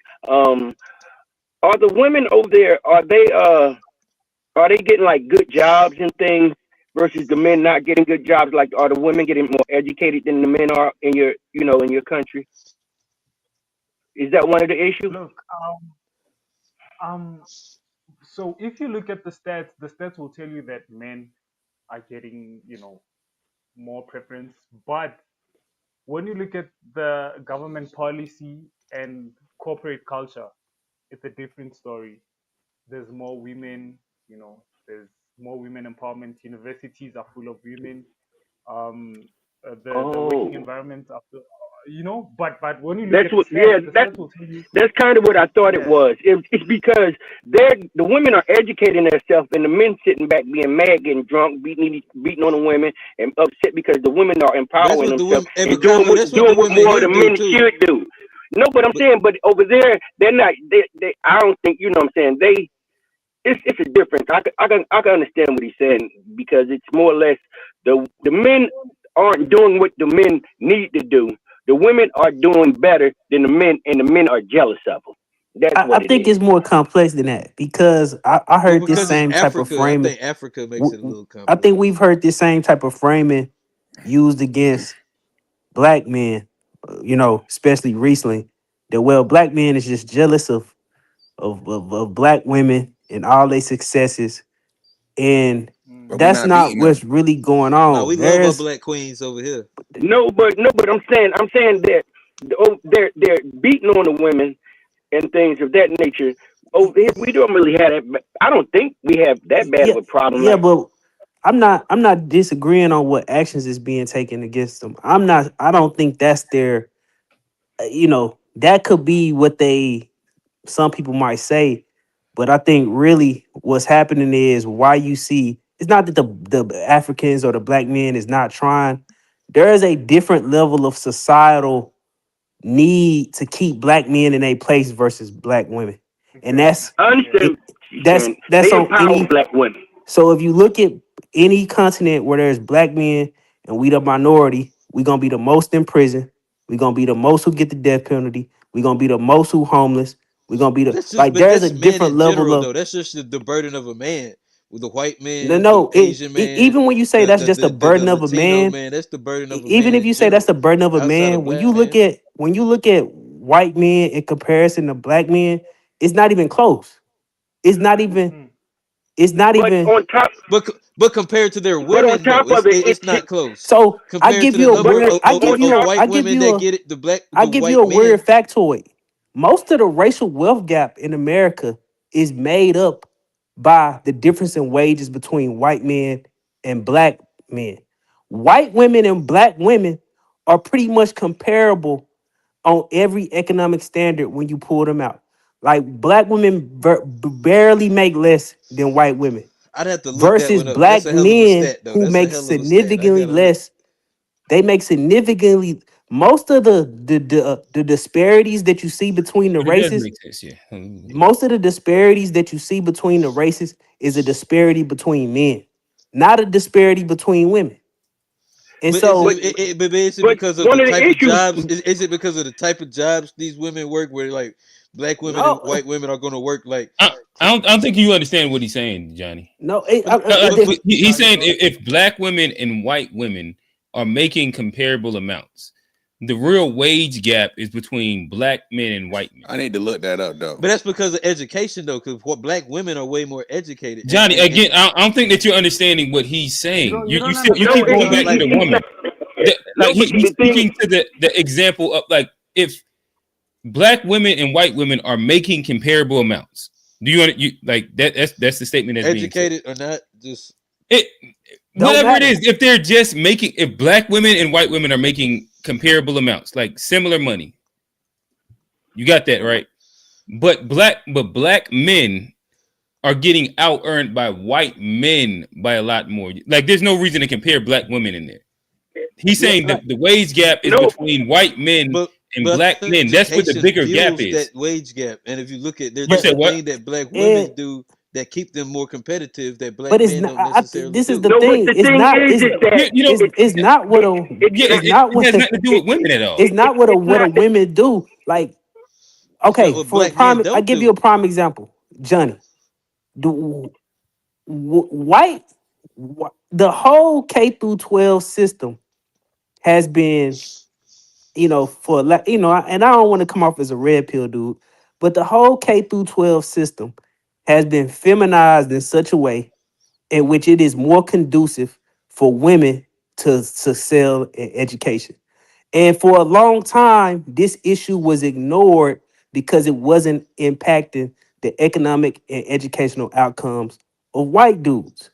Now, all of a sudden in 2025, it's on, it's in fashion to talk about how the removal of men and then also our teachers being white women and the criminalization of, black kids or whatever the case may be. Now it's all of a sudden it's in fashion to talk about these things.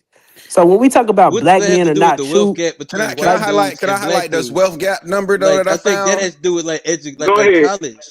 And like if you look at black women, going to college, they go higher. That's So why hold they're up. more Are competitive y'all? with But women. are we And making black an men. argument? But John, Are I we guess like making an why you keep going to argument? black women though? Like I you think just there's said a black reason men. for the stat. I think there's a clear reason. There's Let him read. Johnny, Let him read the actual stat. Let him okay, read all the right, cool. actual Because stat. like, Let me share the data. Let me share the okay, data.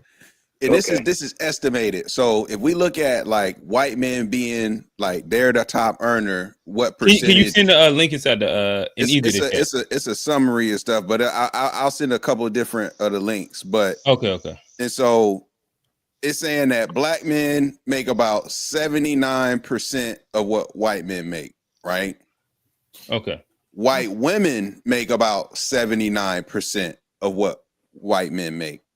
And so black men and white women seem to be about on the same level as it relates to white men, but then black women seem to make about 67% of what white men make. So I don't know what we gotta get the stat from where Steve got that let me stat, see 'cause that. Let me that's find the different. numbers. They're different numbers.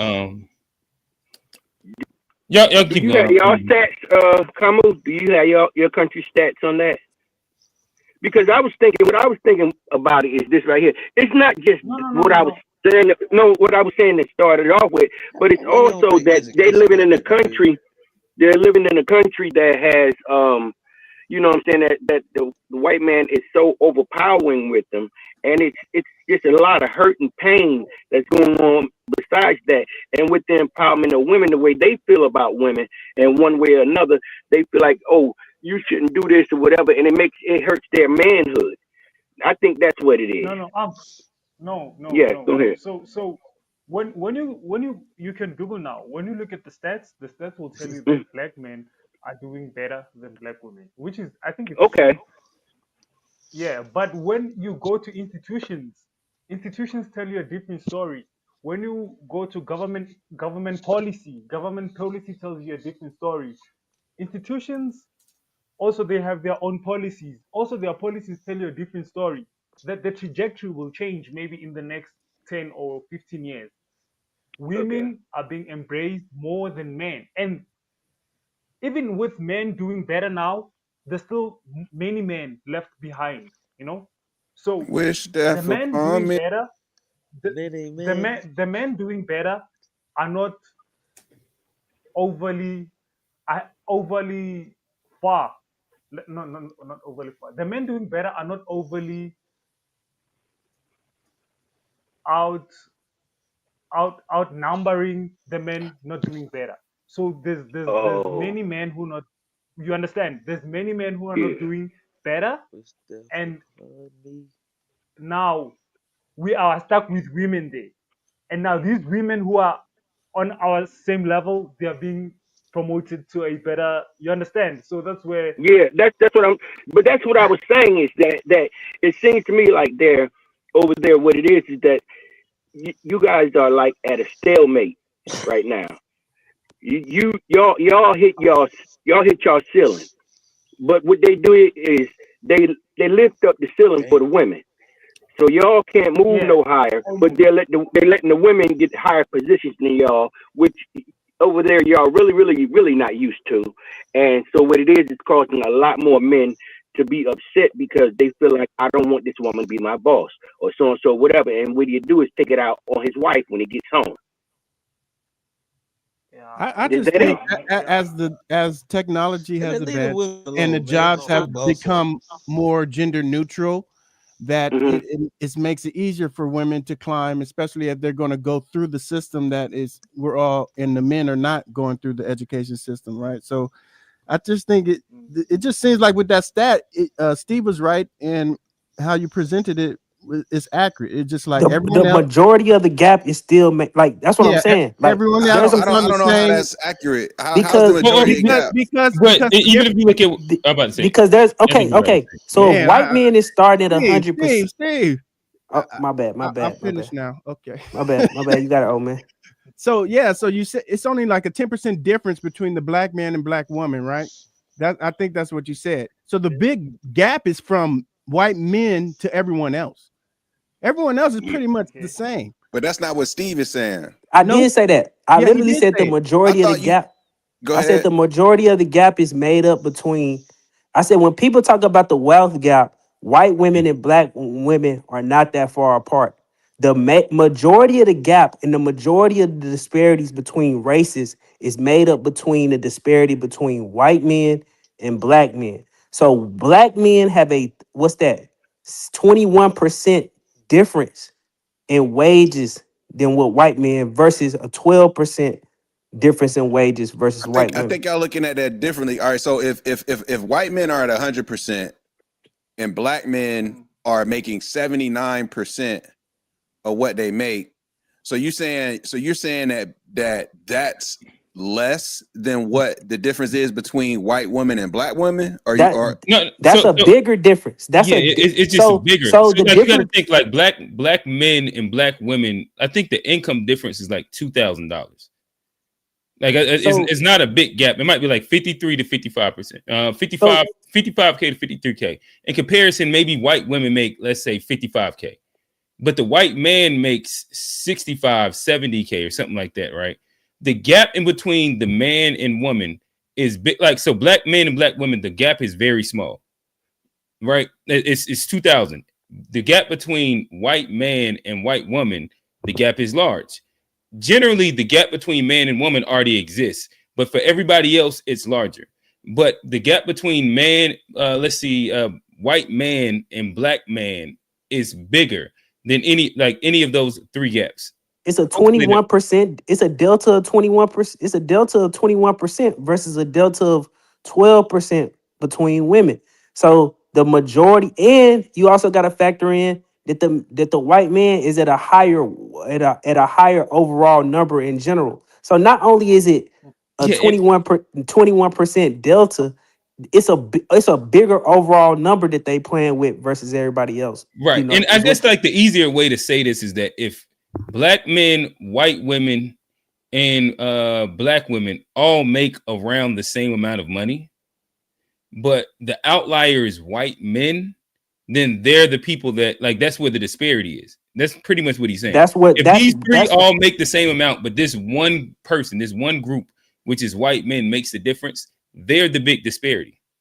Yeah, but I thought he was saying white women was the big disparity. Nah, I Nah. was saying the most of our disparities. So like it's very common for us to compare homelessness, and a lot of people say black homelessness and black incarceration, but we really should start getting a little bit more specific on this stuff.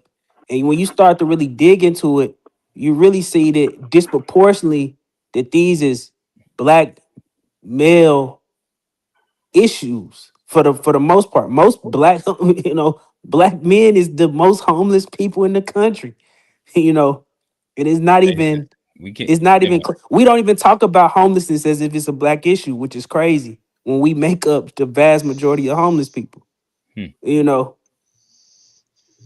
and it's just like the No, way listen, we frame the I way Hey, agree. see, I was just I recently. understand. I misunderstood it at first, but I the way we understand. kind of frame some of this stuff, we kind of frame it as if black men is deficient But I or think that speaks to. I think that speaks more to like feminism and racism in the country, to where like white but men this were like the kind of conductors of both of those isms, and I think you can see that in the stat where I don't think it's necessarily like what black men aren't doing. Because like at first I said that, but I think if I look at it now, I think it really speaks to the feminism, the racism. I think that actually speaks to no, it's patriarchy. feminism. I think patriarchy, feminism. Yeah, I don't know. Because if They you kind the of if you the in group male, it's your job as the patriarch to protect your woman from the out group male.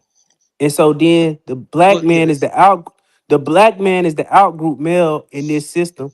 And so then by nature, everything in the system is then built around keeping black men in a place, quote unquote, in which they subservient and docile and weak, so they can't mess with your women. That's but it's also black men's Is it job a too, is it like a understand that and fight, and like in a country like South Africa, not blame our women and not get violent and understand the I right and agree. I is it agree. a I and so agree. it's also our But job that's to understand where like if there's this thing between us and black women, we have to understand it ain't their fault either. It's But because of this that's what I was thing. that's what I was It's because of stating this. from the It's because beginning. of this bigger thing, and like it's a lot of us. You know, I ain't gonna say no name, but we'll point the finger at the people closest to us that look like us, mamas, sisters, all of them. But But the like, thing is this, it's not their fault either. I disagree slightly. It's not their fault, like intentionally, but by joining the feminist party over uniting with their men, that's the problem.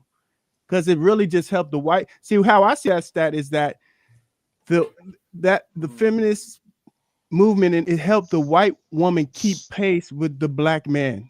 A lot of black men, we encourage them to go to school, and we encourage them. And because of the feminist, it raised the black woman, right? But the whole objective is to keep the white woman so they're not below the black male. That's how I see But the goal isn't to keep the black woman down either.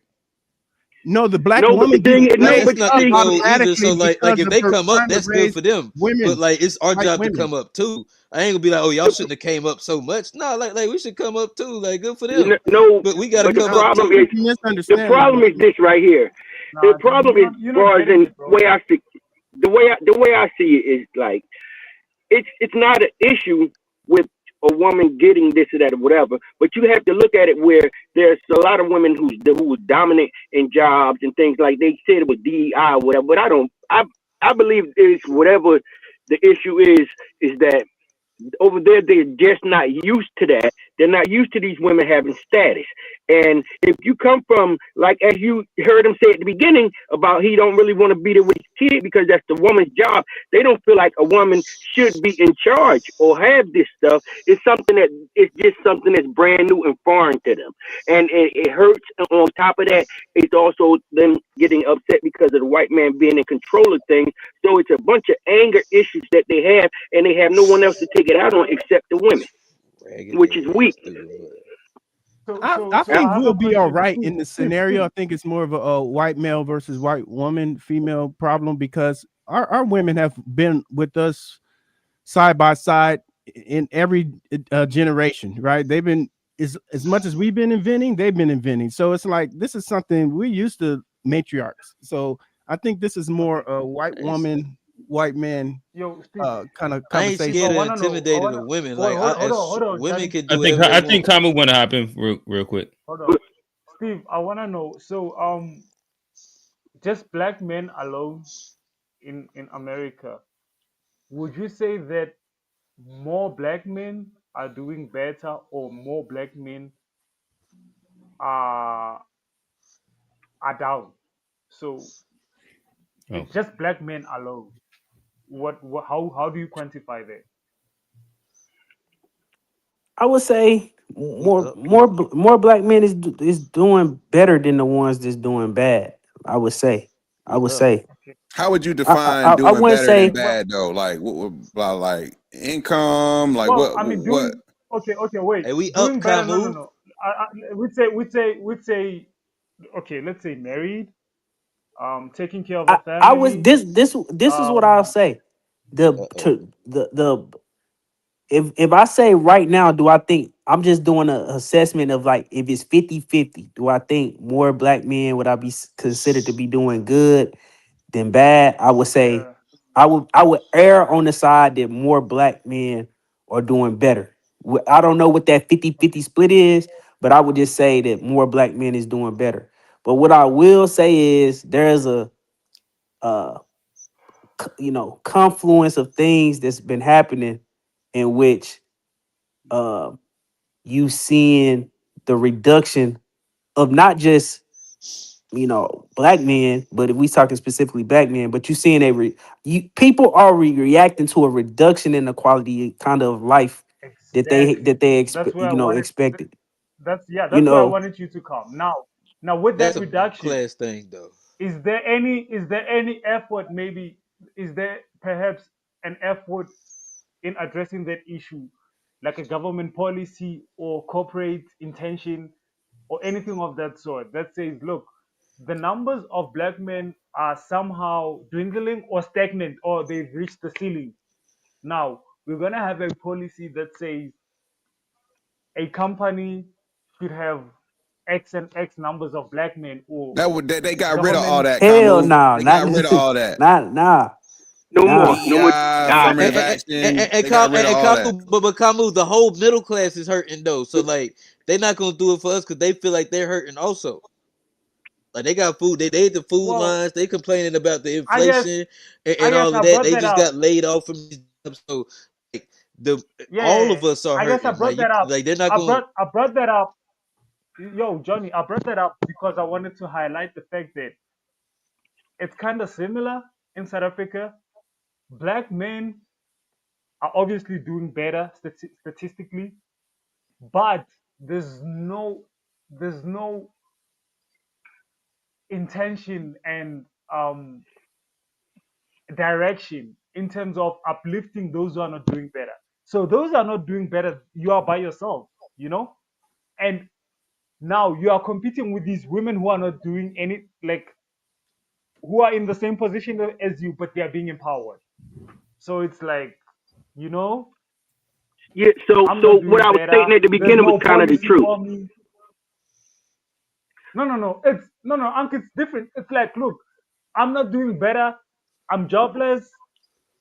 I don't have education, and there's no policy for me, and I can't get jobs, and I'm being replaced by foreigners. And those who have money are continuing to steal. And it's like, bro, there's no hope for me.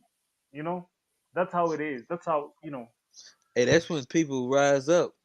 Yeah, but not against the women though. Not against the It's, women. not against the women, but it's Not against the women. it's painful. I got some people to get mad at, but it ain't the steez. It ain't gonna fly right though when you got a bunch of men wearing pink bandanas saying men rights. It's not gonna fly. Like it's not a good look. It's not even gonna work. It ain't gonna work. Like we just gotta accept our roles. I talked about this like months ago. Like we all have roles. Every species in this world has a role, and our role is to create something out of nothing. And people ain't gonna help the man, whether you white or black. Like we just gotta create and find our own way. Like the black man has never been like a priority to uplift inside corporations or inside institutions. We've always had to just get it out the dirt. And unless they light skinned and sassy, some people did it legally. They'll uplift them. Yeah. What'd you say? If they light skinned and sassy, they'll move them up there. What you mean by that? Exactly. Y'all know them Don Lemon. Go watch MSNBC and we look at every dude who a main black dude on MSNBC. Have you ever worked? Motherfucker be twisting, bro. Motherfucker be hips be switching when he be walking, man. If you work at a bank and you see the ones that they do give, it's always one of them. Come on, it's always you know them. it. You fellas. We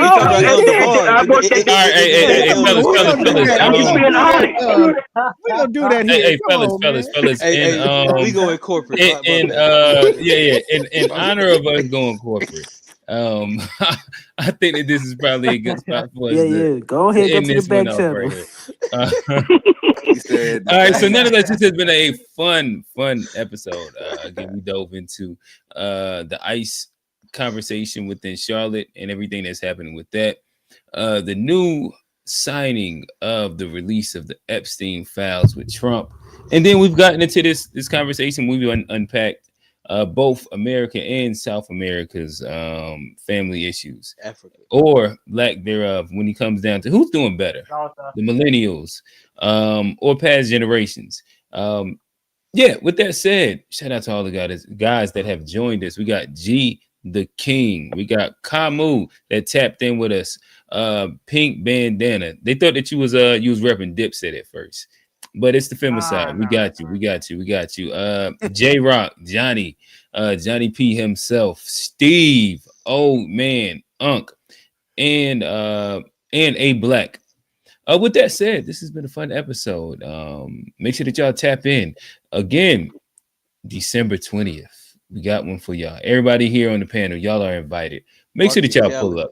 Chat. Make sure that y'all pull up. If you want to fly in from South Africa, come on. We'll love it.